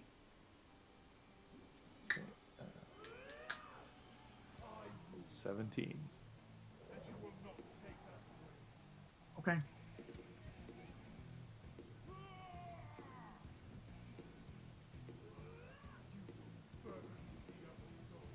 That'll end Lulu's turn. She's just gonna kind of stand her ground. Well,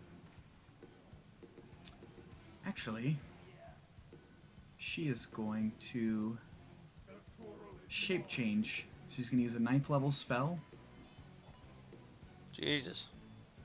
and she is going to.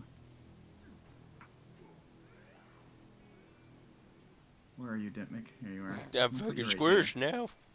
here. You see as Lulu kind of goes, and this arcane energy kind of starts to glow, Dimmick, and you have to grab on as she grows in size, and these tusks, giant tusks, grow from out her, small, tiny little elephant tusks, and it's very obvious to you, Mordecai.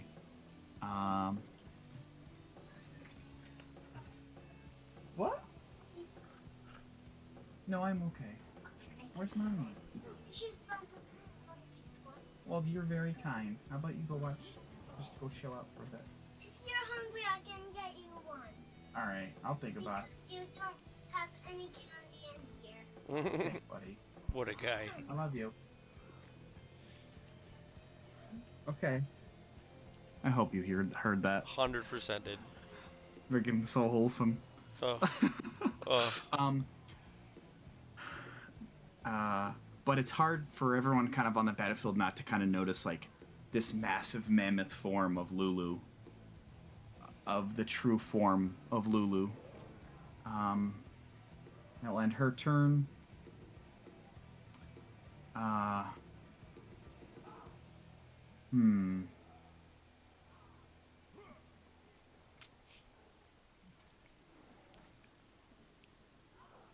She's just gonna like look at Lulu and look at the sword, and she's like, what are you saying? And she's kind of like just stunned at this point, looking at the former steed of hers, Lulu. I don't think she's going to do anything really at this point in terms of. Let's see. Okay, that ends her turn. Skeletal Warhorse is going to continue heading this way. You get an attack of opportunity, Uraquin, at the horse. So make sure you're targeting the horse. That'll hit. Oh, jeez. Christ.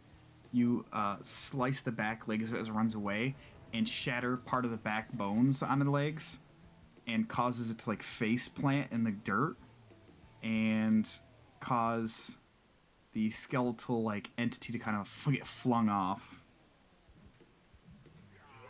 Okay, word.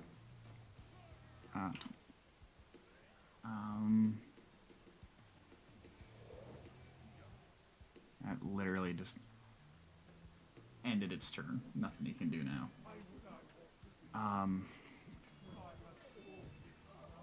Atlantheus is going to get up and look up to the sky and just yell out, "Zariel, we must kill them all." And he's going to, let's see, for speed, 5, 10, 15, 20, and target you, Bongo.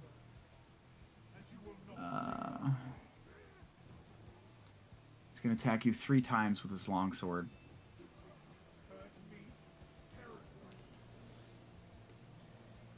"13 misses, Big miss. Damn, he said big miss. and 18 misses. Does a 29 hit? That does hit.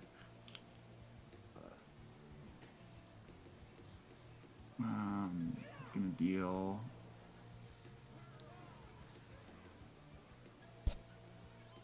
Nice. 11 points of damage. You succeeded on your con save, or your concentration save, so that's good. His turn. Dimmick, you're up. Oh, holy shit. Oh man. I'm just roll over on my back and just start breathing real quick, real heavy. Okay. I'm gonna cast Shield of Faith on myself. Shield of Faith on me. Okay, first level. And just to be safe, I'm just gonna take the dodge action. I'm 150 feet in the air now. Oh baby, don't like this. Mordecai, you're up. I will fly a little closer. 5, 10. I'll fly over within 10 feet of her. And since I speak Celestial, did I hear what Lulu had said to Zariel? Yes. Okay. So I'll say to Zariel, I'll say, Zariel, listen to your steed. There is still time.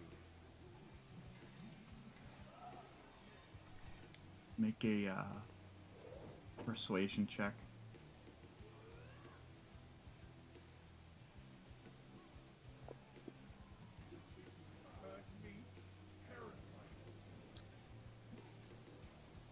Kind of turns back to you, and you can see the fire in her eyes are dimming. And there's like a... Oh, sorry, go on. No, you're fine. She kind of like... She kind of sees herself in you. Or at least what she used to be. Let me help you. And that'll be my turn. Okay. Let me just grab this. Shkibby.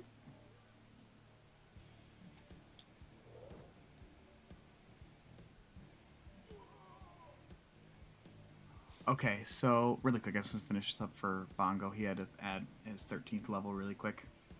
So did that already increase your HP automatically? Yeah. That's dope. Okay, perfect. The Nightmare Steed is going to spend half his move to get up. Whoop, wrong way.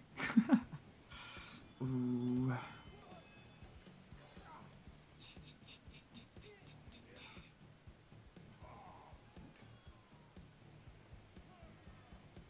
It's going to use an action to phase Hadaron. You can see into the ethereal plane. You can see this shimmering version of the Nightmare Steed. Bongo, you just see the horse just kind of start galloping and then phase. That'll end its turn. All right, Haruman. Let's see. 5, 10, 15, 20, 25. Yeah, not happy. He got flung off his horse, off his high horse. Okay, let's see. What is that?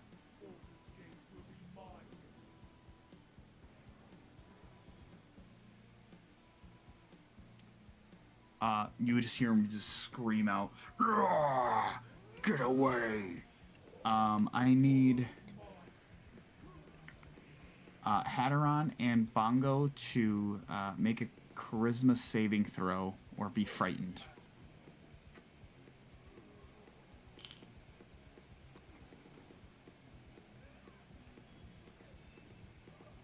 God damn you guys. And then he's going to attack you with his Hellfire Lance. Dick. Double dick. Last attack. Thrice the dick? Oh. No, this is 26? Yeah. Okay.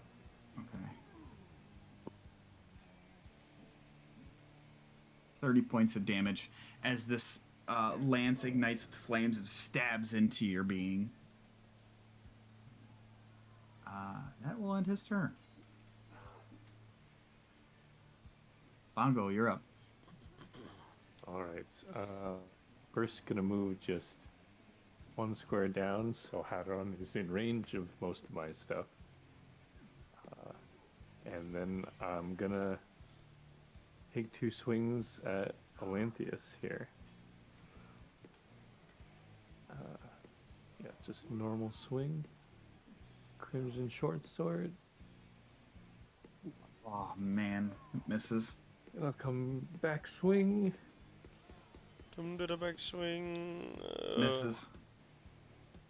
All right, and then after that, I think partially from failing the 2 attacks and partially just from knowing Zariel / Bingo is up there, I'm gonna go into a rage as my bonus action,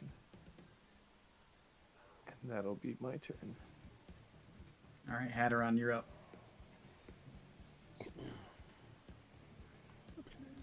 Well, I'm gonna burn one of the last 2 spell slots I've got left to cast Hex on him. That's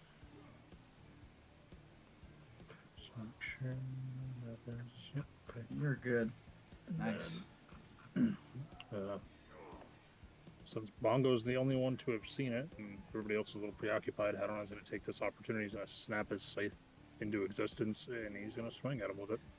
Jesus. Let's go. Kind of swing, and Armand just kind of like ducks under it. And I'm not coming back from the backswing. God damn. That's all I can Swings do. back. Urquin, you're up. Yurkin will try to run past this horse. 5, 10, 15, 20. And Eloquin, get it right. Sorry, no, Quinn. Oh my lord. 25, 30, 35, 40, I think. Yep. Okay. And start attacking this man here with the Okay. sword in his mouth. Hell yeah. 22 hits, There we go. 9 damage. Okay. Golly. Another one. Oh no! Oh, dude. Used all the 20s. I did. All right, come on. Oh, that's There you go. I'll take that. Hey, No. No? You knew I was gonna ask. Yeah, because you ask it every time. Every time I roll 19. No, that's a different one. That not me. Sorry. Damn, nice attacks. And nope, that's it.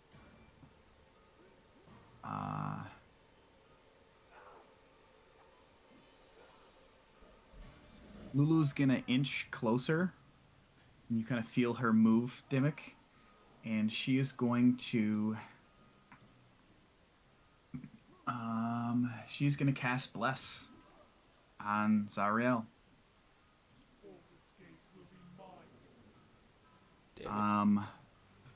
Who would like to make the final persuasion check? I've got +4, so It's not yours, it's hers. I think it's just you're rolling It's the die. your roll +3, so you can roll if you want, Russ. screw it. I never do this kind of stuff. Do it. Whoop. Well, take 4 off of that. I think 16. she gets I 4. got you.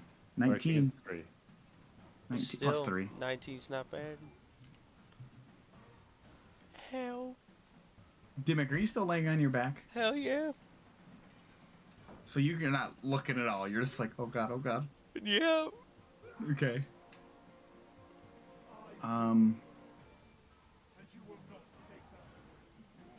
Mordecai, you see Zariel grab the blade. The light explodes. The blue light starts to envelop everything around. And there's this booming pulse of energy that's very similar to what occurred at the Citadel. This is Oh, big stretch. the kind of visual you see. Except the Lulu is massive. And has Dimmick laying on the back, but you can't see because Lulu's huge. Just a little puddle coming off of Lulu. Yeah. Oh god. Zaliero grabs the blade and just explodes, and you kind of have to like use one of your wings, Mordecai, to like cover your face.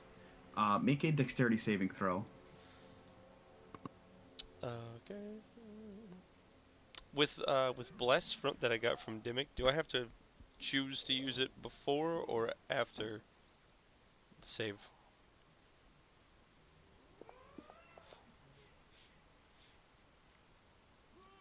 I'm gonna use my Bless.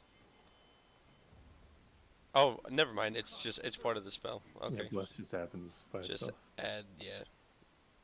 There you go, so 12. Oh, wait, no, you said saving throw?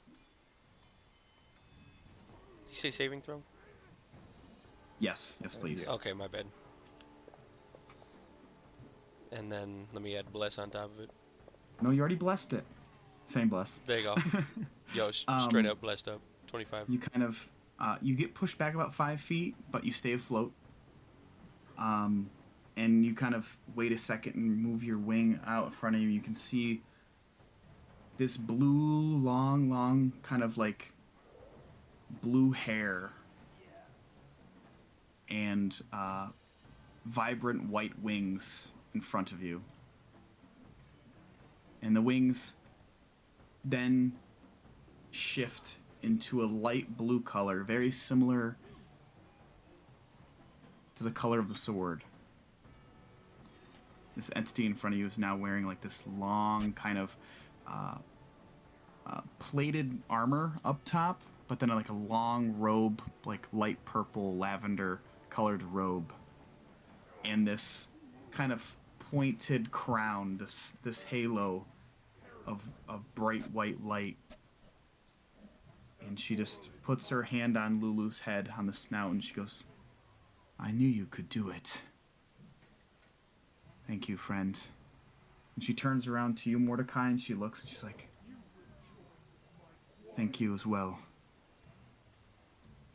And she turns and looks down to the battlefield, and she just kind of like lowers her head in shame. She's like, "Look what I've done. Look what I've turned these folk into." And she just like raises her hand and her hand starts to glow with this radiant blue light.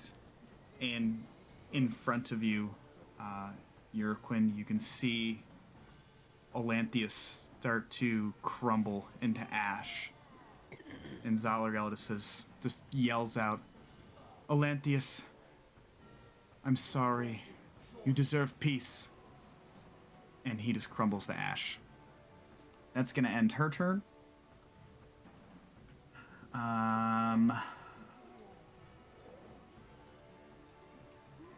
The Warhorse skeleton has like 10 feet of movement speed because its back legs are gone. And it's like crawling at this point. Can't really do much. He is gone. Juju. Dimmick, you're laying there on the back of Lulu. I'm gonna. Do I see this light as well? Does it let off like a glow that I can see, like in the sky? There was like a wind and an impact that you felt. Holy shit! I'll roll back over and I'll like crawl up over the crest over the head and look over. You see, if you can ignore Lulu in this image, this is what you see. Oh. Got a blindfolded, long blue hair. Oh, thanks the gods. Well, let's go fix some shit, I guess. And I will, I'm on Lulu. I'm not jumping off this bitch. I'm 150 feet in the air. I'll hold my action until I'm in range with an enemy. I'll hold a Sacred Flame. Okay. Okay. Mordecai, you're up. Sweet girl. So I'm 150 feet. We're 150 feet in the air. Yeah, roughly. So I would have to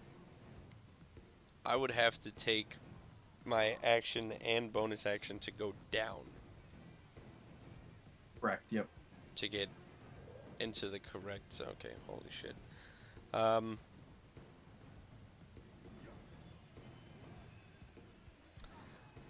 All right. I will.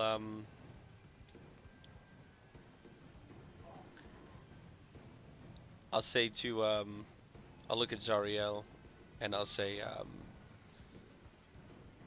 What say we finish this together? And I'll fly down, and I would like to. I'd like to hover. I'd like to use my action and bonus action to fly down, but I'd like to stay 10 feet off the ground. Okay. So, am I able to like move? Am I able to move like that? Is that okay? Yeah. Oh, for sure. Okay. And I'll stay 10 feet off the ground. You have to whip out the Pythagorean theorem to see if that angle you can reach. No, I'm just kidding. Holy shit. A squared plus B squared. Equals C's. Yeah, I'll hover 10 feet off the ground here. I need to retcon. I want to head back and read something. Go for because it. I think it's impactful. Zariel's trembling hand reaches towards the gleaming hilt of her sword.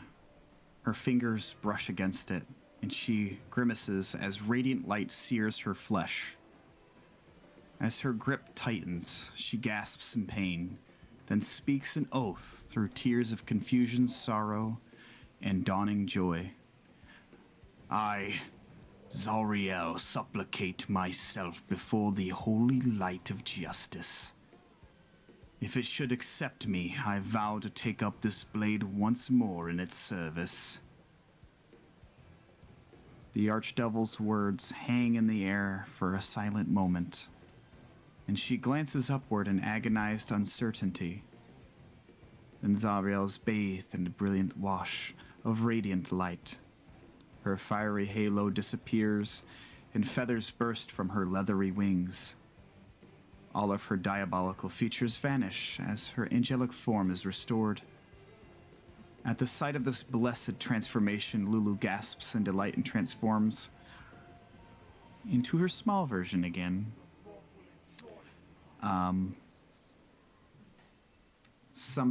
You all kind of notice as you witness this.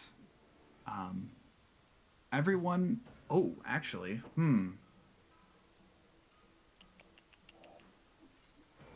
Mordecai, would you consider yourself mortal? Well, I'm an angel now, so I would probably say no. Dimmick and Uraquin, you're surrounded by these twinkling wisps of the same light that transformed her, Oh. and you feel infused with the blessing of health. Both of your constitutions scores increase by 2. Good lord. Like Up to a permanently? maximum, yes, up to a maximum of 22. Damn. Sorry, Bongo. Sorry, I got sorry, mine. Hadron. So Us non-mortals over here. Dimmick said 21. Oh damn. JD, are you able to edit that? If I did it. Beautiful. I don't know if I can edit mine. How did you edit it? Yeah. If you Just click click on on it that and box, type you can the type. number. Oh my Look, god. You look at can? that. What?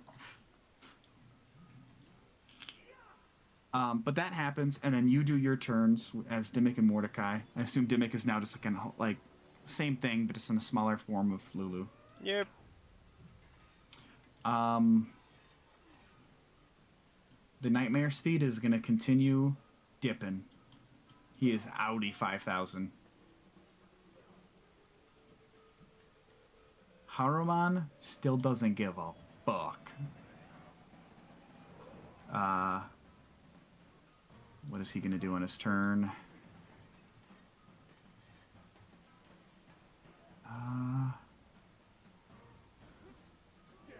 He's just gonna edge towards you and Bongo and spin his Hellfire Lance and try to hit. Try to hit Bongo first. Where are we? 15 misses, and then he's gonna swing around as he's coming around and try to hit you, Hadron. Jesus. And then he's gonna continue his kind of circular whipping of his lance and finish up his attack on you, Bongo. You know what? Okay, that's fine. All right, cool. By 1. Bongo, now it's your turn. Did you say buy one or I won? No, it was by 1. Oh, He said Bongo's funny like, reason. Bongo's like, Funny. I won. I think it might be a bit preemptive. But alright, I'm gonna go for attacks on him. Can I try to like disarm him instead of like can I target like where his weapon is? Yeah, for sure. The DC will be, or not DC, yeah. You can make the attack on his arm and an intent to disarm. Okay.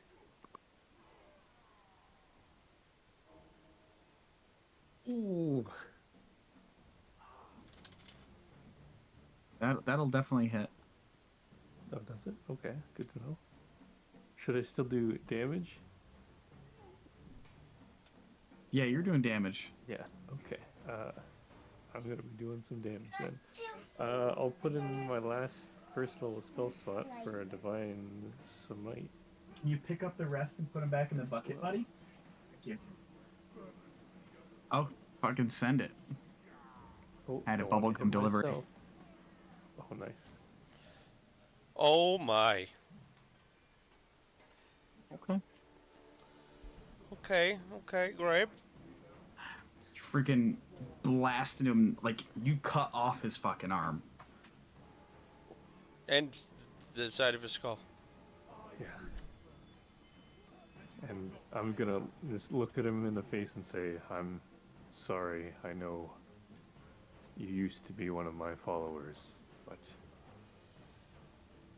you've been turned into something else. And then I'll go in for my second attack. Okay. I guess I'll go after the other arm. With the pointy side of the Warbeck. Right.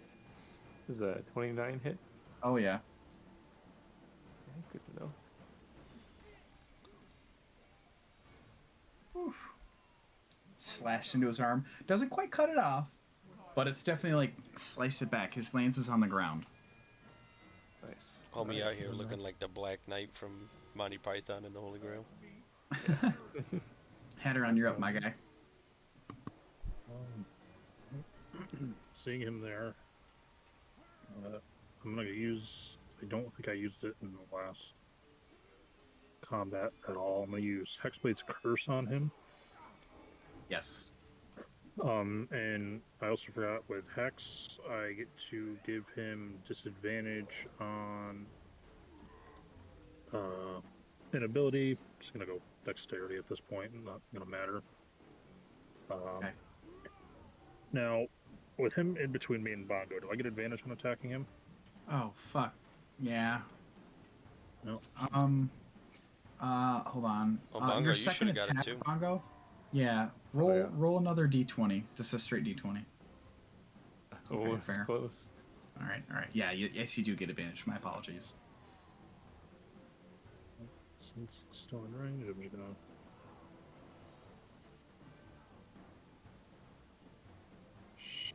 Second swing. Jesus Christ. Oh man. Both swings kind of just miss out of the way as he kind of ducks down, kind of looks backwards towards you. You're an Eloquin. You're up. We will run down, and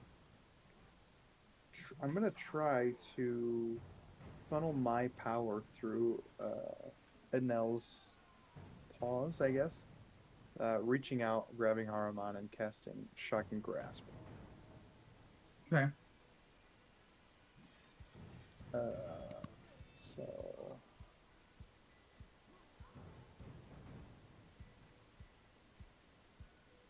I have advantage if he's wearing armor. He is wearing armor. Shoo, shoo. Or metal armor, I'm sorry. Yeah, doesn't, yeah, for doesn't sure. matter. Doesn't matter. Just miss anyway. But when I use my action to cast a cantrip, I get to make one attack. Goodness, So choo, I choo. will swing at him anyways. Yep. Oh, and miss anyways. And that's it. We'll just Hmm.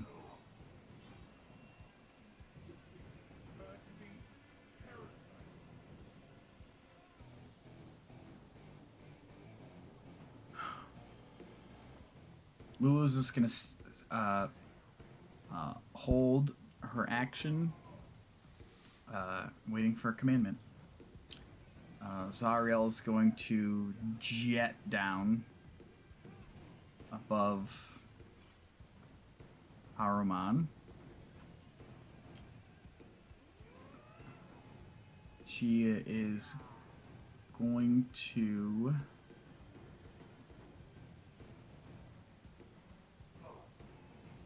point her finger out, and this radiant energy starts to glow on her finger, and she's gonna shoot a this beam of radiant energy down to Haruman. He's gonna roll a con save. He rolled a fucking 19 off of 11. What the fuck? Let's see. Still fails. Damn. This is going to be 78 plus 30 radiant.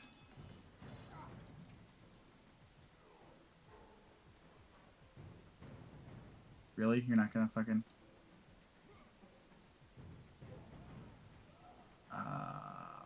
43 points of damage. Okay. Say 78 or D4? Oh, Jesus, thank you. Because I saw a whole bunch of triangles there. That's Yep. My math's really good. 1, 2, 3, 5, 6.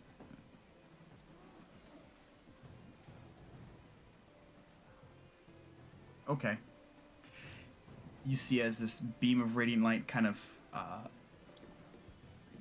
arches down and just pierces through Haruman, who just collapses as his form kind of explodes from the arcane energy. I presume you guys end up cleaning up the disabled skeletal warhorse. Disabled. Since it's Yeah. the only thing that's left at this point on the battlefield. Oh yeah, That's right. I'll get him with the whip. Zariel kind of floats in the middle of the street here and kind of motions you all to kind of like come hither.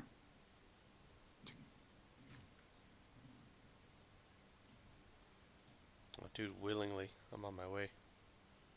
Okay. As she's kind of floating above you guys, she, sword in hand, she just kind of looks out to you all and she's like, "It is my responsibility to save this city. You have done so much for me, for the people here,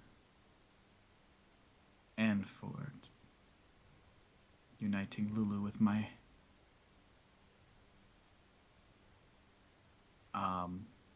she is going to jet directly up in the sky above you towards the companion.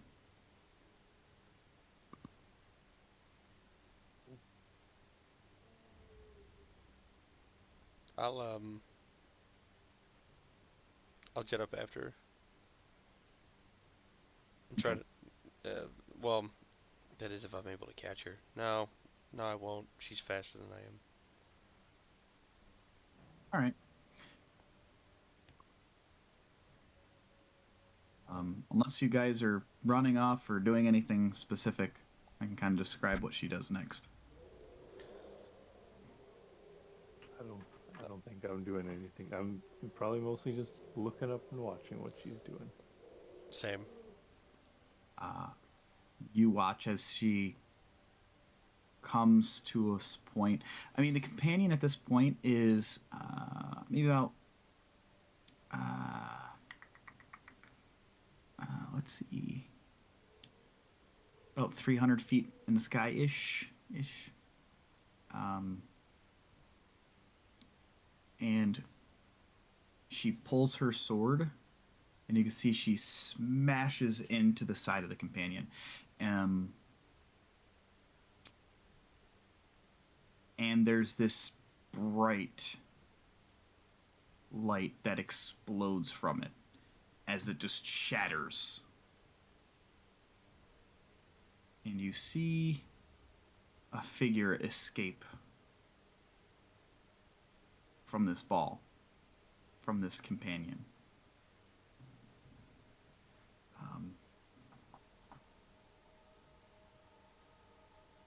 This is kind of like what occurs. It kind of breaks, and this massive kind of green-skinned entity, kind of massive. This guy is huge, about 200 feet in height, escapes from the orb and pulls a blade and continues to converse with Zariel. There's not really, you can't really make out. They're so far away. Like, he stops and she's floating up kind of in front of his face. They have a conversation. They both kind of exit. They part ways and they start flying. And they've kind of left sight at this point.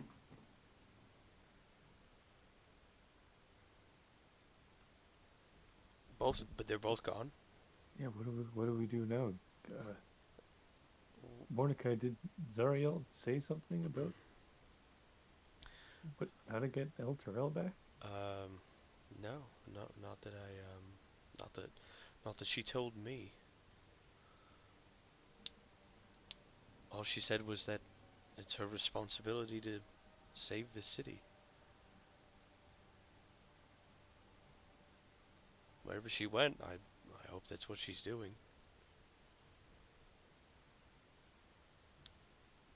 As you're having this conversation, you see this Planeteer, this massive celestial being, fly over top you guys and makes a beeline for the beanstalk. And this massive blade cuts it in half. And just like, now it's kind of like dangling there where the cut is, because the magics of it is keeping it kind of floating to the portal, but like the connection to Elturel is severed. And then it takes off in another direction.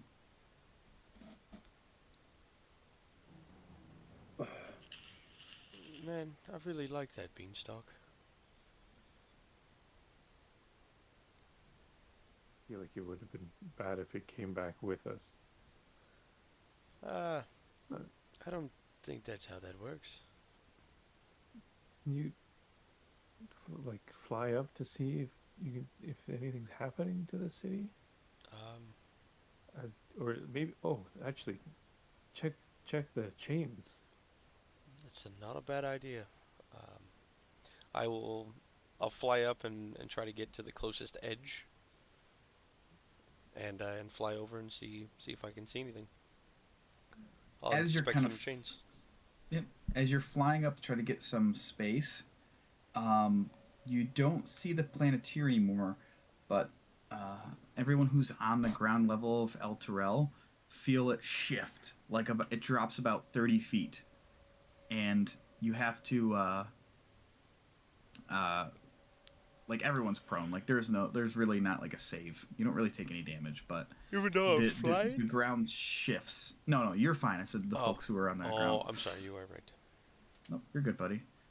As you fly up, you can see Zariel is making her way to each chain point and is destroying the part where the nails are embedded into Elturel.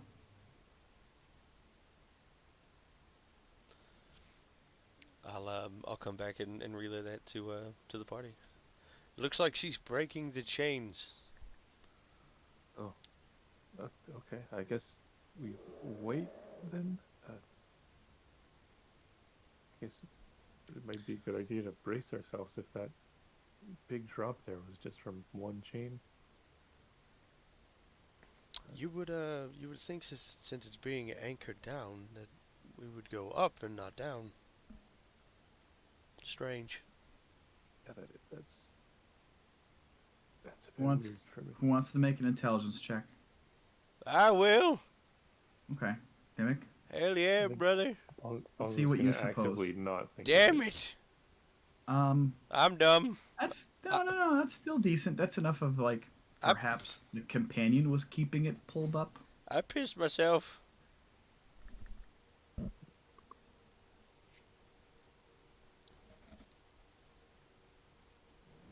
I don't know, maybe it's the ball in the sky.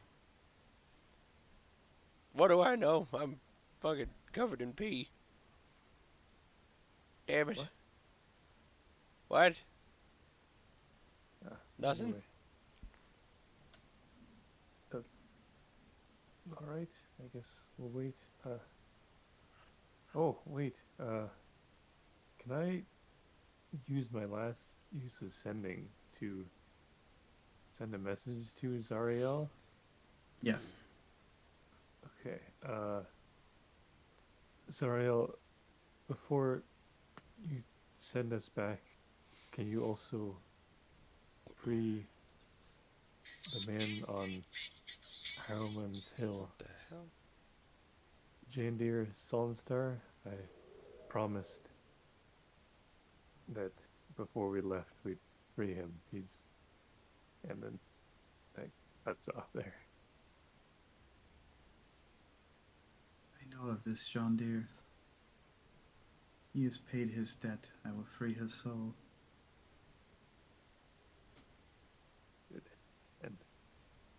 I'll just sit down on the ground and just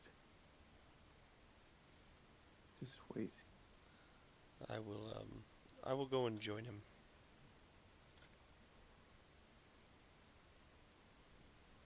Ground shakes a few more times.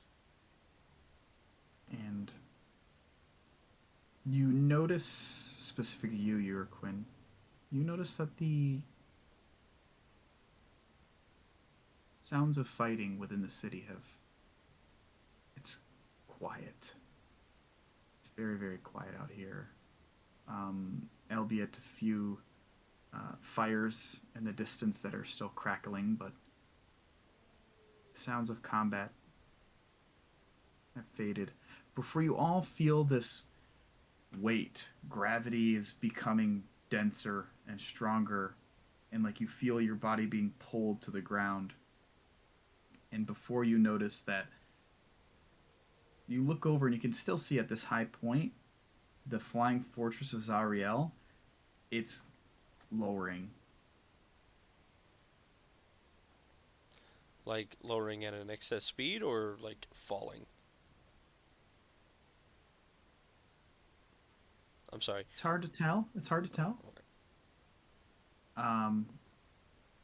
But you do see in the off that way, the lip of it catches the side of the city and breaks off, and then just falls out of sight.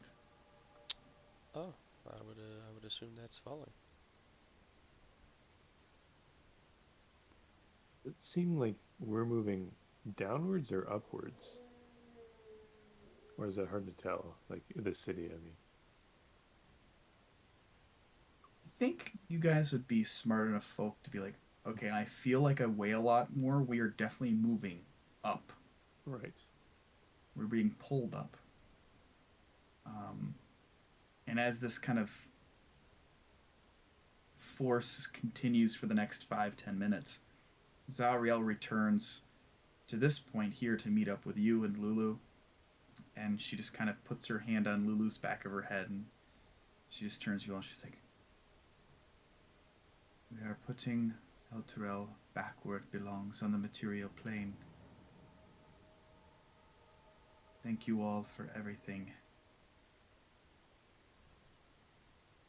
Great things lie in your future. I will tell of your deeds. Good to see you, Helm." And she kind of nods to you, and she flies up into the sky. She raises a hand, and this radiant light creates this small, tiny break in the sky. And you guys are basically moving fast towards it, and it eventually starts to widen and widen to this black kind of night sky is all you can see. And then sudden shifting.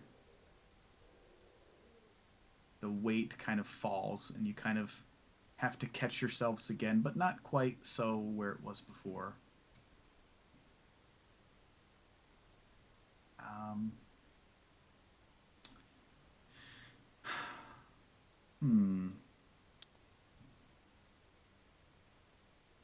I would let anyone make a... Is anybody proficient in nature? Let's see. Nope, I got a -1 to nature. I have a +5 to nature, but I'm not proficient. Uriquin? Aderon? Mordecai? No. Dirmic? Nope. Darkwind's not proficient. Oh my gosh. No. Okay. But you do feel an instant change in the temperature. But it is dark. You look up and you see there's a starry sky.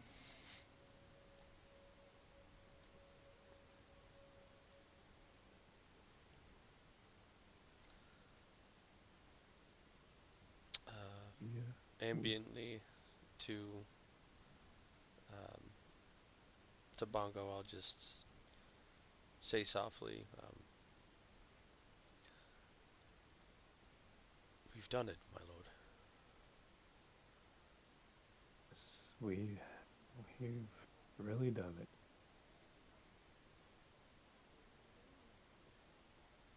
And then, like, probably out loud after that, I'll just repeat that again. I was like, we've done it, guys.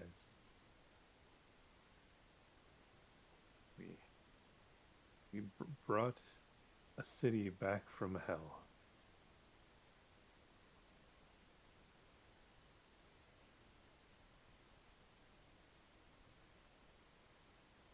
This is hardly the beginning of the wrongs in this world, but we did do something.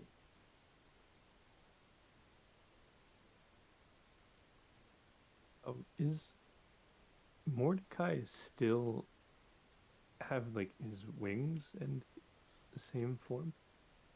Yes.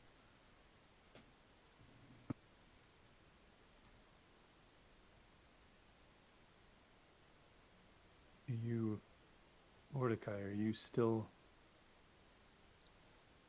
Did you feel any different now that the sword is back with its owner, Zariel? Or do you think you'll be staying this way? I don't feel any different. I'm rather sure that the changes are permanent. In fact, I'd like to talk to you when we have some time.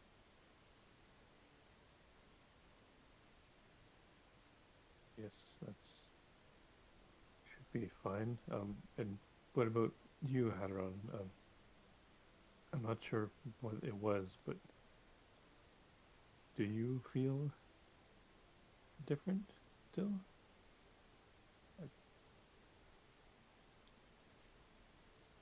If you're asking if I feel some more evil than normal, no, I don't particularly feel like I'm going to go slaughter this small school of children.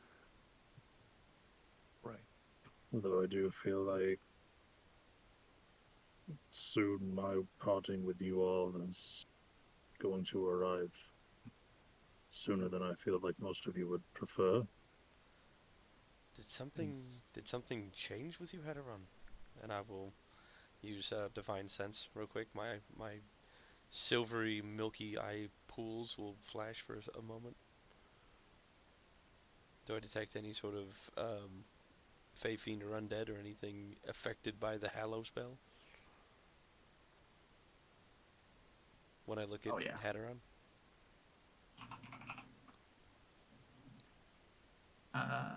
Yeah. Oh. Undead. Well, that's new.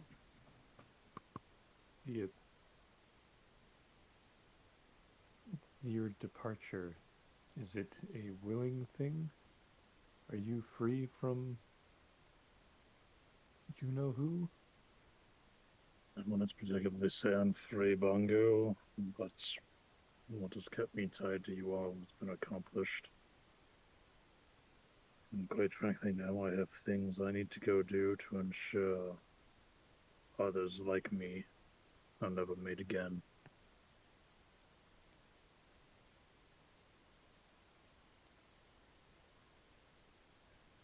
And kind of at that point, Hadron's just going to drop the disguise self. Okay.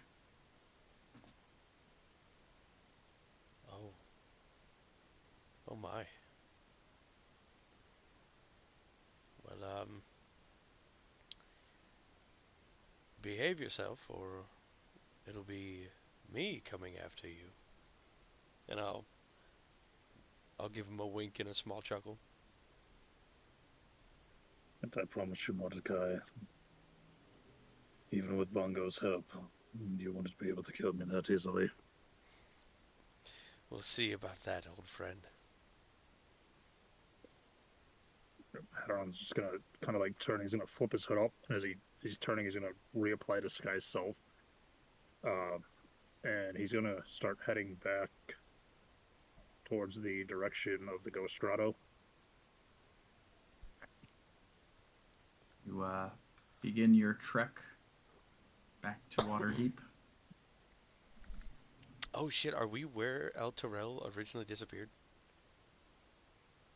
Like, is the city? Nobody Hopefully. had a nature check good. Well, I'll tell you this.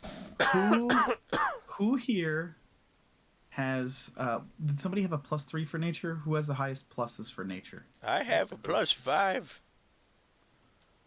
I've got a +2. Anybody beat 5? You're Now that I Quinn? found out, no. 0. Oh, yeah. Okay, you can make a nature check.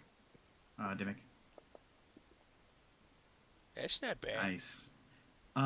Looking at the stars, I mean, it works well for you in your travels and stuff. Oh, I have the. From I also have the keen mind feat. you're bringing that up now. Yeah. When did you take that? I took that when we hit level when we got the feats and the bonuses. Okay. Fair enough. Duly noted. In your time traveling the continent, you've relied on the star maps many a times. And you're pretty certain you're east of Baldur's Gate at this point, and presumably, while you haven't probably spent a whole lot of time in El Terrell, like as far as maps go, you're like, that seems about right. Holy shit.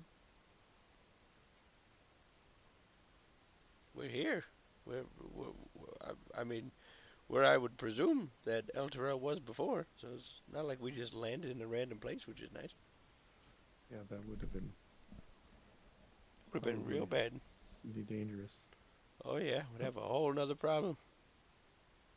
Speaking of whole nother problems, you're Quentin or Anel or I will attempt to drop the union when he says that. You kind of watch as Enel's form steps up out of Enel's body and kind of steps back. Enel kind of displaces a few times and has this mirror shimmer, and Urquin kind of steps out. oh, okay. There's been a lot of permanent transformations the last little bit. No, I think we're fine. We're just bonded, I guess you could say. It's a good time for it. Dimmick, Yeah. you... Oh, sorry, I didn't mean to interrupt. Continue. Ignore me. Rondo, I apologize. Keep No, doing... You're I- done? Sorry. That was the main thing. Sorry. Going with. Oh, I do this at work all the time, too. People will be talking, and I'll literally walk up and just start talking about whatever the fuck I want. And I'm like, I need to be better at that. Nah. Dimmick, you sense something in your right-hand pocket. My right Like a hand. radiant kind of energy. I'll dive right in. What the hell's in here? What the shit? You reach into your pocket, you pull out. It's a golden feather. Golden feather. It's rather large. Let's see. Let me pull this up really quick. Where the fuck are we? Come on. Hold on. Nope, I went too far. This is the one.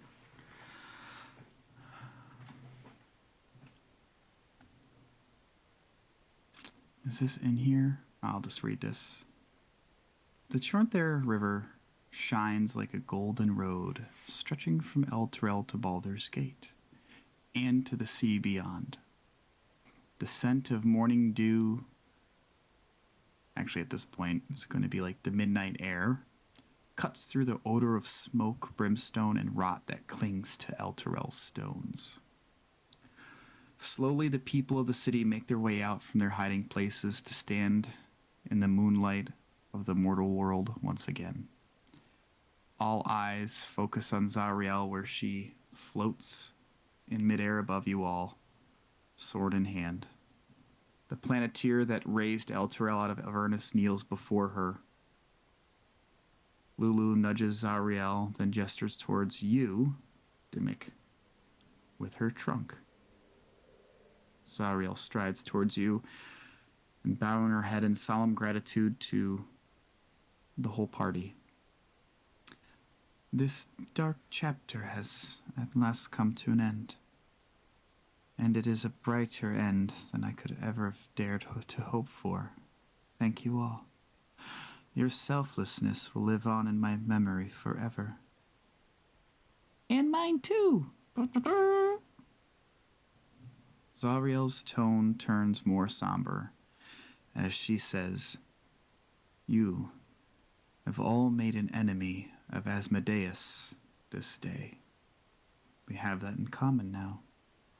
I wish you strength and good fortune, and if you ever have the need of my power, that feather, hold it aloft in the air and invoke my name, and I shall come to your aid.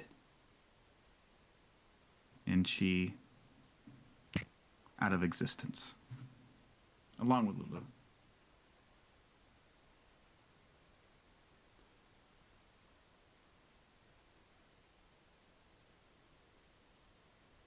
Wow.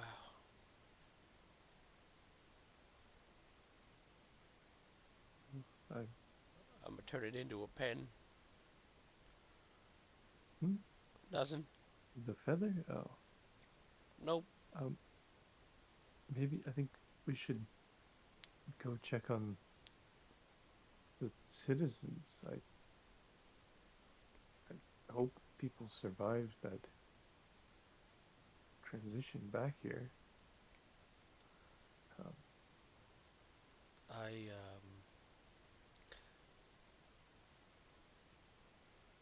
I think we should find the elder first. He's probably more keen on getting his people together.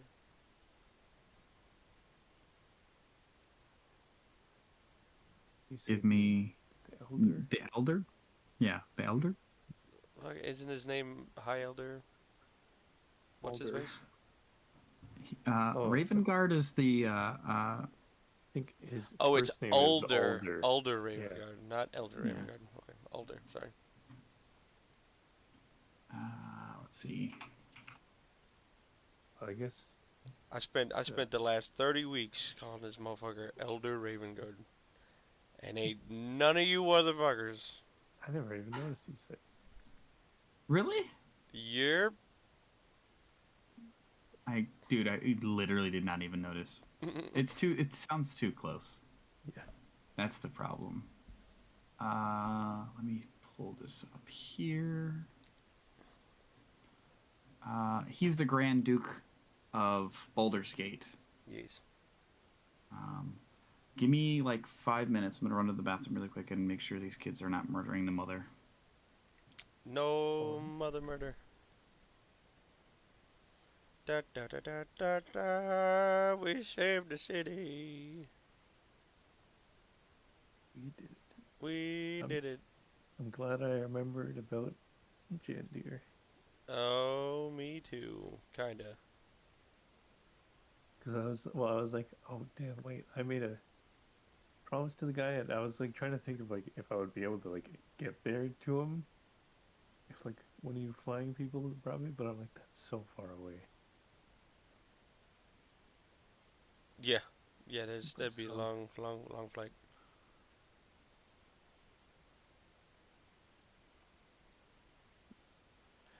Long flight to go. I could still remember.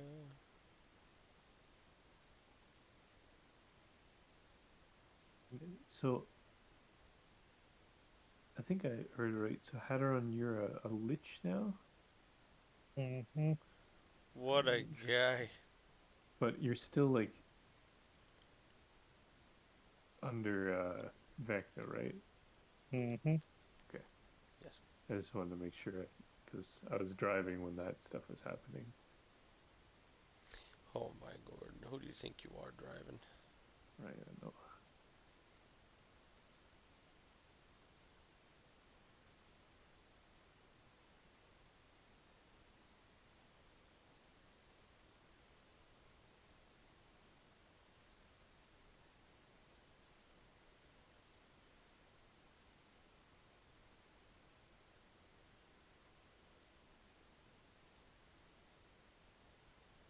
All right, sorry about that. I just really was about to have my bladder explode. Exploded bladder. So, at this point, in the next coming weeks, El Terrell is going to be focusing on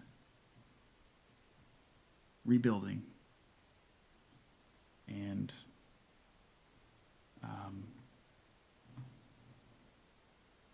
that's what they're going to be doing. That's what this sees me doing. You meet up with the Grand Duke, and he is now at this point committed to make sure that the troubled past of Baldur's Gate and El Terrell is no longer a problem. He commits to the people of El Terrell as well after holding a kind of a meeting, like a city hall, essentially, to explain that they would, for now, forever be known as sister cities. Hadron, you had taken your leave of the party shortly after you had arrived back to the material plane. What lies within your future? Well, I don't know. If you were to hazard, I guess. He's gonna go to the Ghost Grotto. He's gonna kind of clear out a majority of his room in the grotto.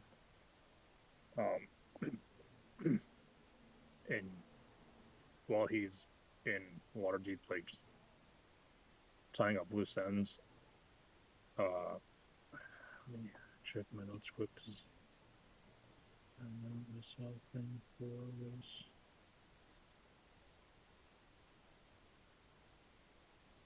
Almost positive I did.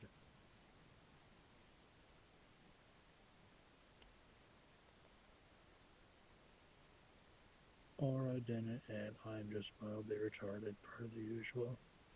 What were you looking for? For some reason, I thought I had a note on the shop in Waterdeep, and I don't have one for this, but he's gonna find somebody that can like fashion like a flag essentially. Okay.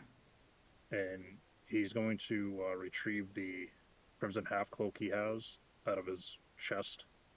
Yes. And he wants them to fashion that into a flag while he's in Waterdeep. Kind of once he's there, he's going to pay them for that, and then he wants to hang the flag somewhere on the shop, or on the Ghost Grotto, just kind of as a sign of like, you know, these are the people who built this, and they're always welcome here. I fucking love it. And then he's going to kind of on the last day, he is going to see if he can find Baroque. Is that how we said we were going to pronounce his name? Or Barrick, or an Axis dwarf name? I think it was Barrick. Correct, yeah. Yep. So he's going to attempt to find him since he knew Oranax would be around, like, and visit every so often. Is he able to find him at all? Yeah, you spend, let's say, like a week at the Ghost Grotto, kind of, like you said, tying up loose ends. And eventually he does wander in, and something I do want to note for you is you get to see what Lif looks like, the ghost of Ghost Grotto, with your true sight. He's couldn't be a day over 25, and he's got a bright smile, and just kind of gives you a nod in recognition that you're actually able to truly see him, and that really means a lot to him. The fact that for once he's actually seen. But you can continue with Baroque. Kind of once Hadron finds Baroque, he wants to take him upstairs to the library, just have a conversation behind closed doors with him. Mhm.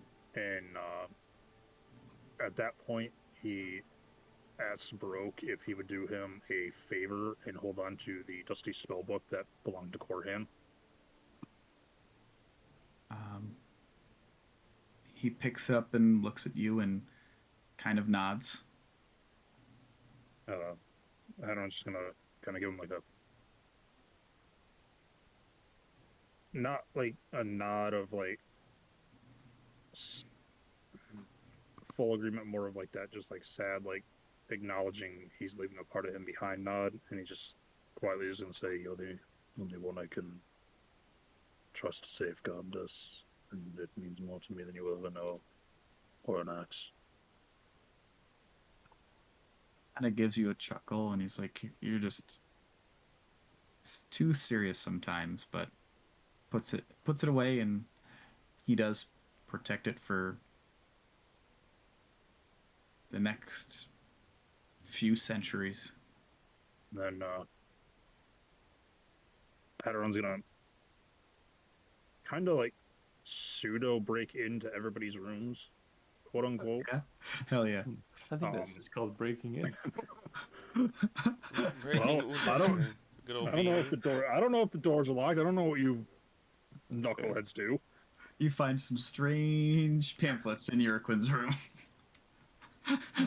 Kind of going into Bongo's room, but Hadron's gonna pull the vicious sickle out of his bag of holding, Mhm. and he's just gonna kind of like set it down on Bongo's bed. Okay. Going into Uriquin's room, he's gonna set the golden whistle down. The gold wood whistle he's got. Mhm. He's gonna set that down, and he's gonna set the. What I regret saying this. The rod of rulership down on his bed for him. Okay. Where was Mordecai staying with us at the Ghost Grotto?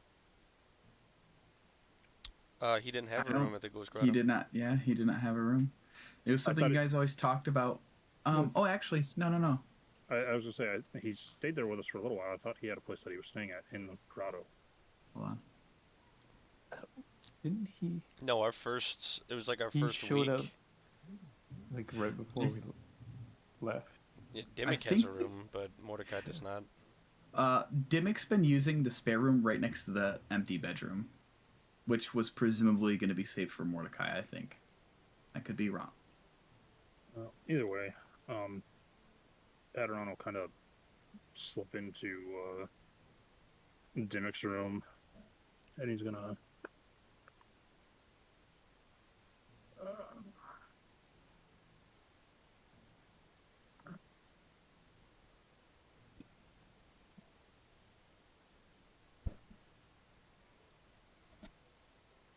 He'll set the Scarab of Protection down on his bed. Whose bed are you putting that on? Dimmick's. All right. And then just kind of out somewhere with a small note, he's gonna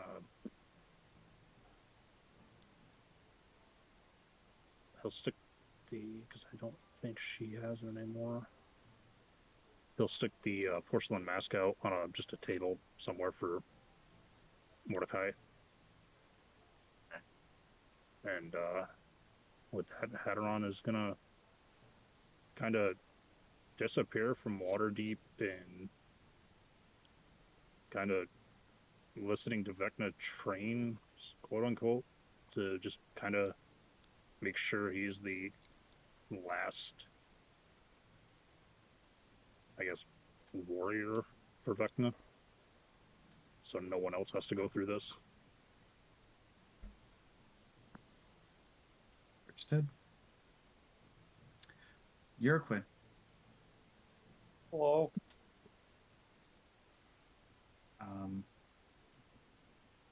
What would you be doing in the near and then perhaps the far future?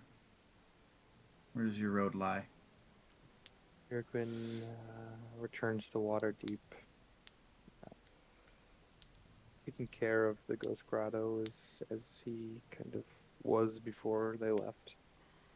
Um, in his free time, he spends it learning alchemy and understanding more about non-physical means of altercation. He You mean alteration or altercation? altercation. Like fighting? Yeah. Oh, word. I'm down. He once in a while he'll look for his sister, try to find what's still there. You do have those, then passing years. You do have that, like, out of the corner of your eye, you could have swear you've seen her, but then she's gone. But you get the sense that perhaps she's watching over you and trying to be that quote unquote older sister. Just checking in, but she never really makes contact, and you never really can, like, you're never really convinced it was really her. Like, well, maybe, but she never leaves any trace.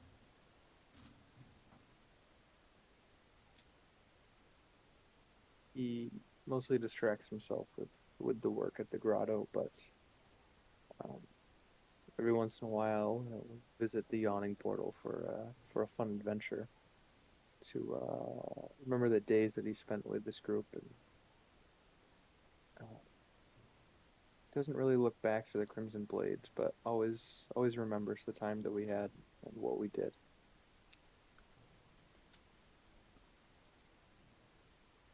That not Urquin's future. Yeah, that's pretty much it. Till the next big thing comes along.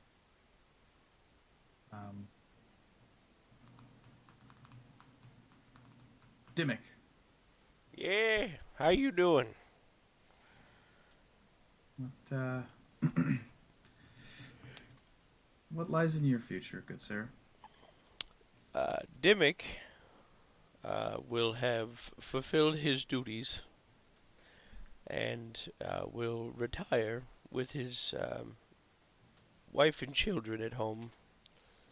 He will tell stories of the great adventures he had with a group of strange adventurers that he met one day, and of the time he spent in Avernus. He will become he'll become the sage of his village, and he'll spend the rest of his days there, only making an annual trip to Waterdeep to visit Volo and check out the grotto, see Uraquin and goof around a little bit, but no more adventuring for Dimmick. He's done with that shit. So he turns into a Florida man. I love it.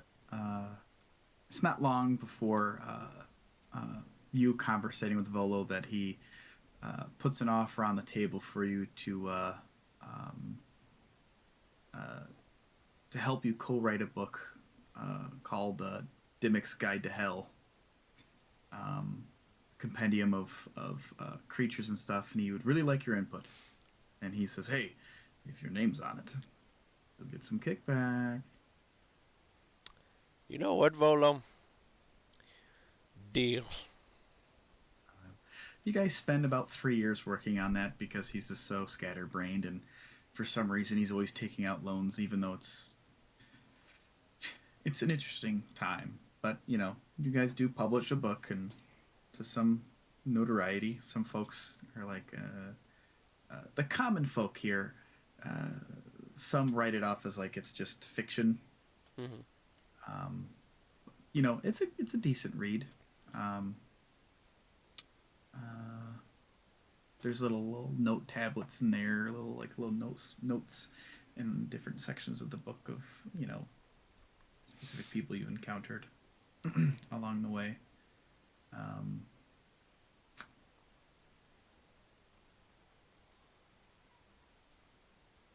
Bongo. Yeah. What? What is in your future? Um, Uh, yeah. for sort of short term, uh, getting back to Waterdeep. I think one of the first things he's going to think of is going back to Hadron's father and trying to either persuade or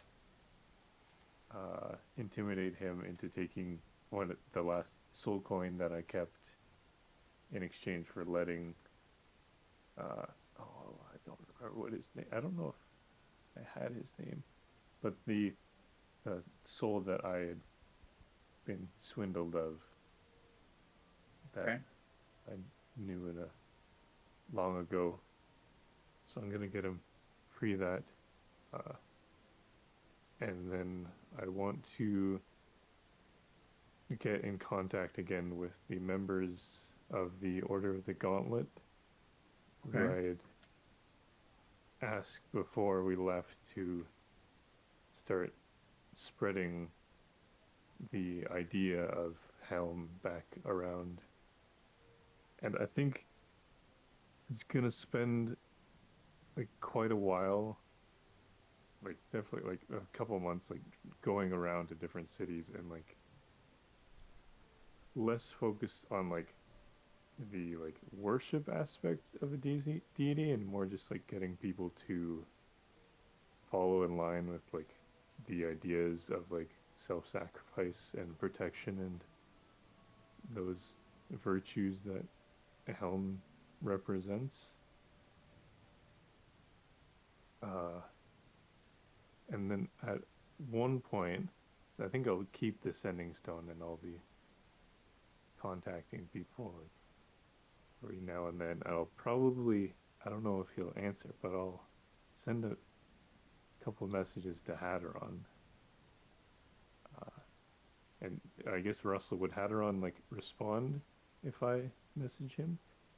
Or I mean, I'm sure he probably would, depending on the situation of the subject.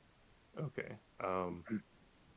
So I guess just not to limit it by 25 words, I'll just basically be asking like, would you be wanting, if it was possible, to be free from Vecna's servitude? Um, probably at this point, Hadron would just be so dead set on making sure nobody else has gone through this that he wouldn't really try to, because he knows the loss of everything like doubled over. I mean, Right. he'd probably just be like, as much as I appreciated Bongo, this is a burden I need to bear on my own, so no one else needs to shoulder it. Fair enough. I know how that feels. And then I think I'll go back to Rivington. Because unlike Yurkun, I think it would still be considered like at least part of the Crimson Blades, and I think I would go back there and connect back with Halvar and see how things are going there. And I have one last thing that I want to do, but I guess I don't know if Mordecai is gonna have anything with Bongo first. Yes, he is. Okay, because maybe have that first, and then I'll Mm, have that last part. no, it'll probably be your last part. No, I think Tim knows what I'm talking about. There is something that I do want to make clear to you, Bongo. Mm-hmm. I think meeting up with Halvar and kind of checking in on him, there's one ultimate desire that he has. I'm not sure if he really knows who you are truly, Mm-hmm. but he has this big like pipe dream of being able to return and rebuild Valeria once again, and make his name known across lands, or at least his family name. Words of Helm, you know, a lot of the tenets that the Crimson Blades follow, he, you know, stayed very true to you. But I just wanted to put that out there that he, having you guys kind of bring the refugees and having like the guild kind of pitch in, like everyone in the guild kind of pitched in, like it's grown a bit there, like they've expanded at this point. The building's bigger and stuff like that, and there's like Halvar kind of works behind the scenes, and there's like a new guild master, and he's more of like a grand master per se. He really he talks about the refugees like they were his own people, and like he really went out of his way to provide everything for them, even if he couldn't eat for a week or so, to make sure that the kids, the children, they had everything, that they had a good time. He would spend a lot of time out there in the refugee camp while you guys were away. And he was just really happy to see you again.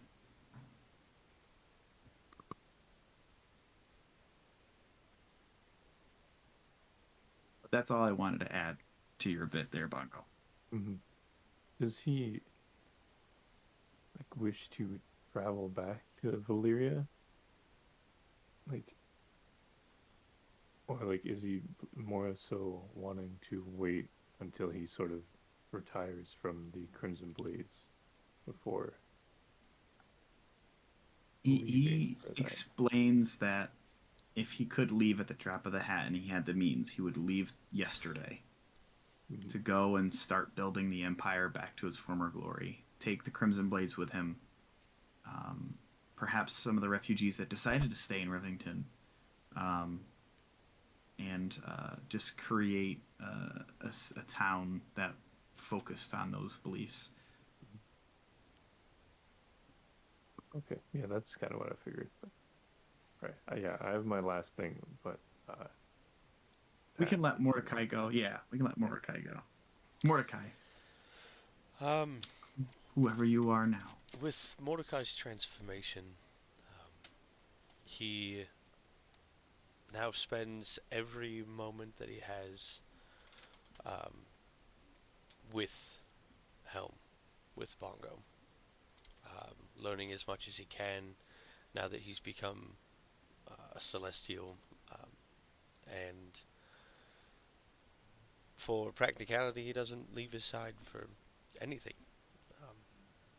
In fact, one day, Mordecai approaches you, Bongo, and he asks if it's all right with you,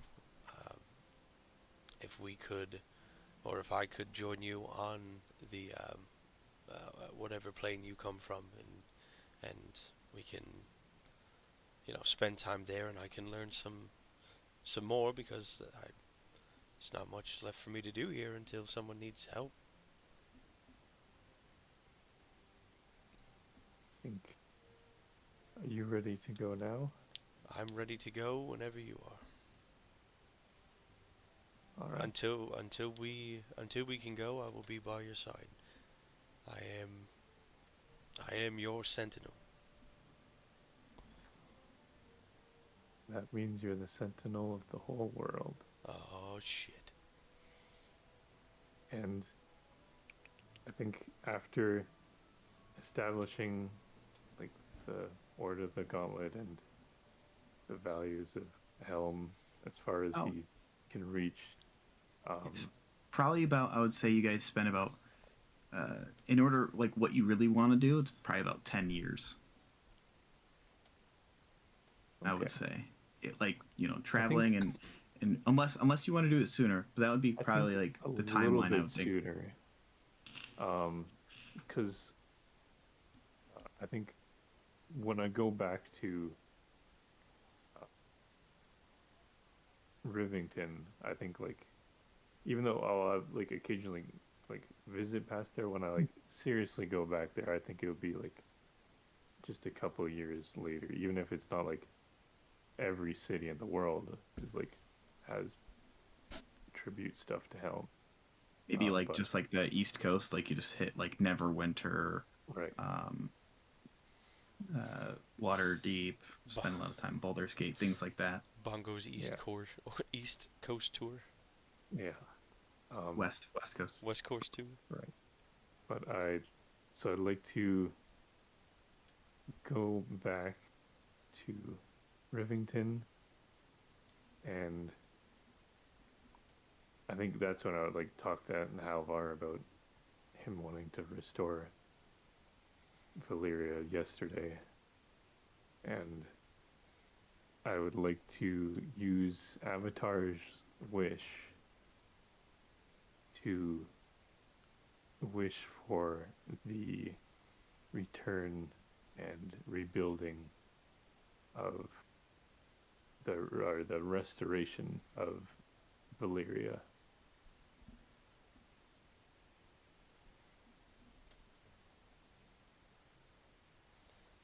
So specifically, you're wishing for the city of Valeria to exist once again.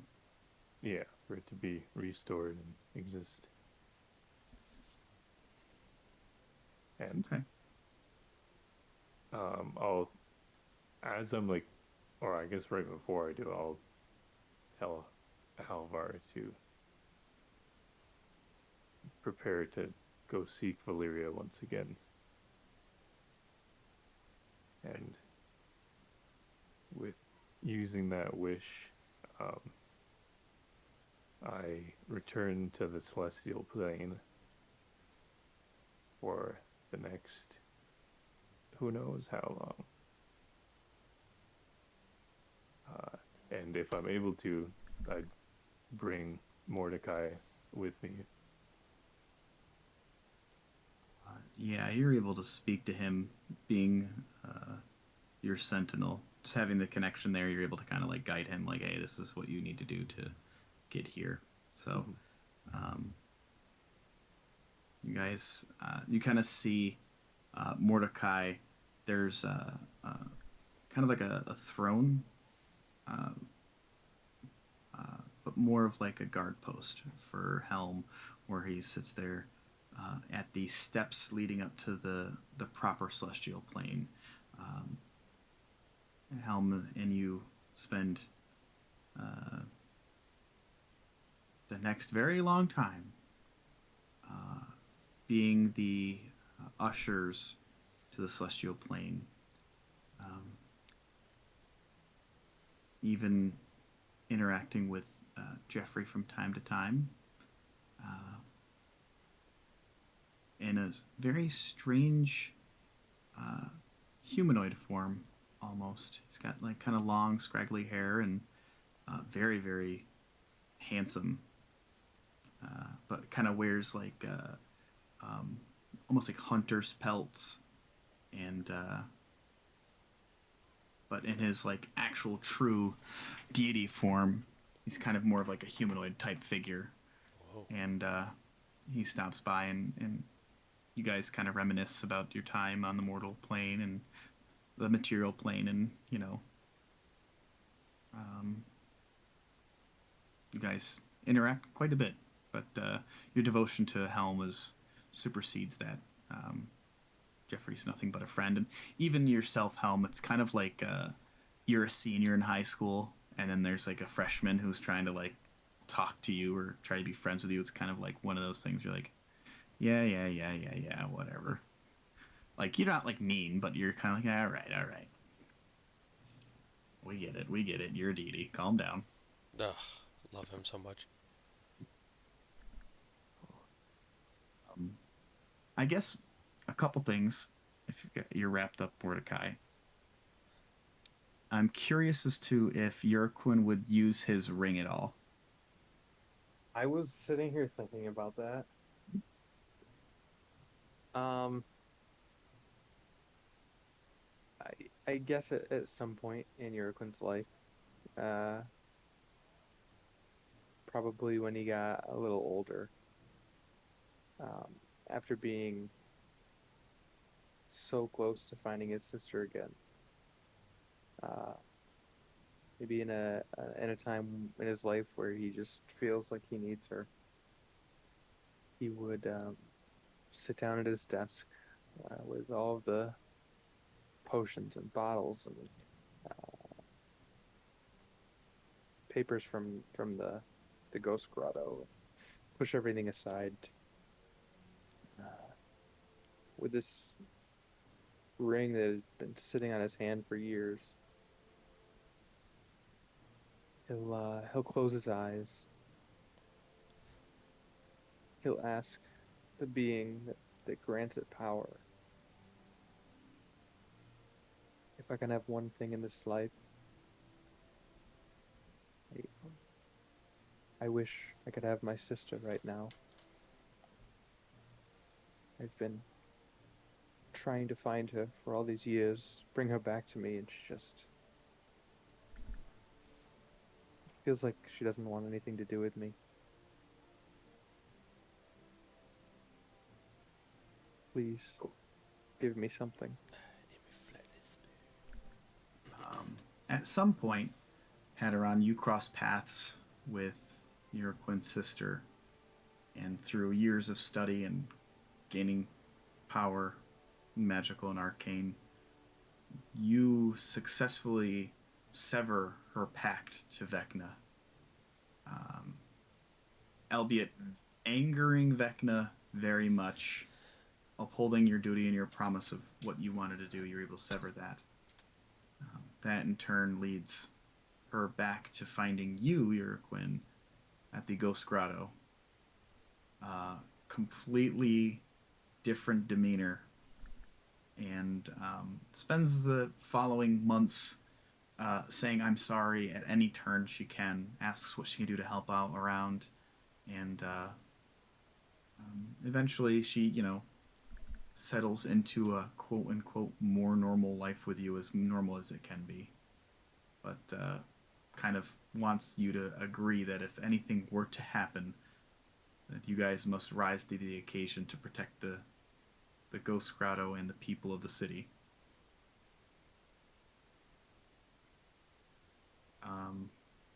Haderon, do you pull any cards?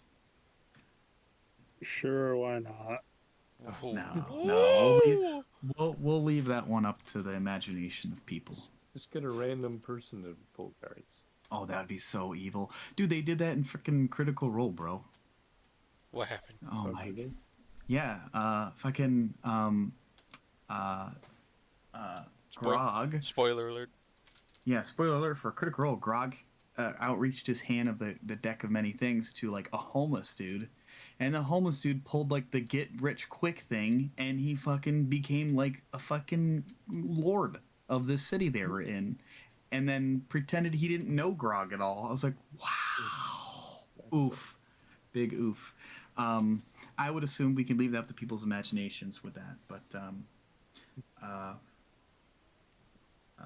from time to time, definitely Helm and Mordecai, you probably have interactions with Zariel from time to time as she's kind of passing through, just kind of like stop by and,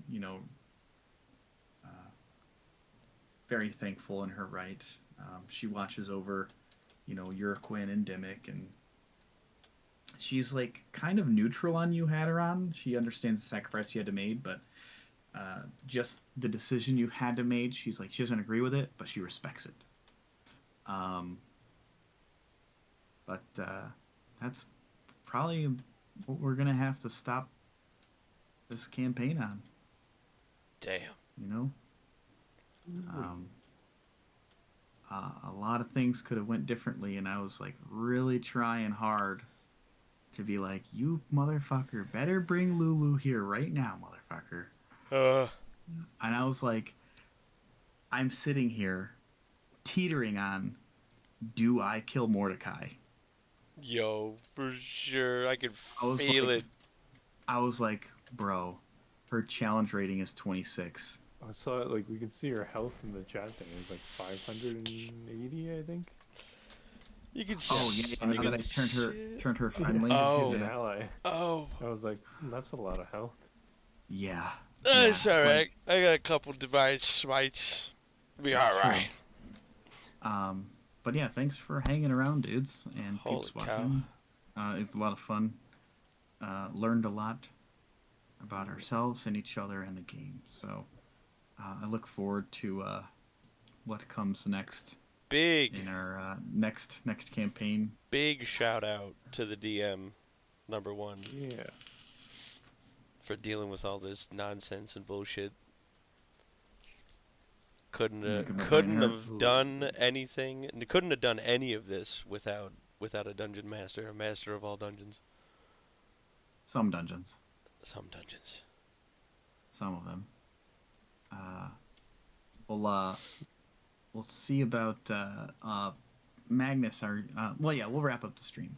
100%. We'll be back. We'll be back pretty soon with new characters, a new campaign, something a bit more, kind of like I would say, probably in the same kind of line of that Descent into Avernus was. You know, high stakes, I'd say. So Hell yeah. thanks for coming, you guys, and sticking out every Friday night. I'm sure it was like ended up being like, I don't know, 70 or 80 sessions. I don't know the exact total, but Lots we'll of keep better sessions. track. Oh, probably. We'll keep.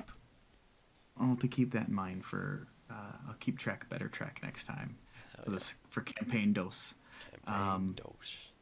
We had a quick introductory little one shot last night that was fun. Introduce some folks to Fantasy Grounds and D&D, and it's going to be a good time. So stick around. It won't be long before we're back at it again with some other shenanigans. 100%. Like Tim said, thanks everybody for sticking around. Keep an eye on social. We'll be letting you know when the next campaign is starting. It's not going to be very long, so either way, until campaign 2, say goodbye, everybody. Bye. Forever. Bye-bye. Alright.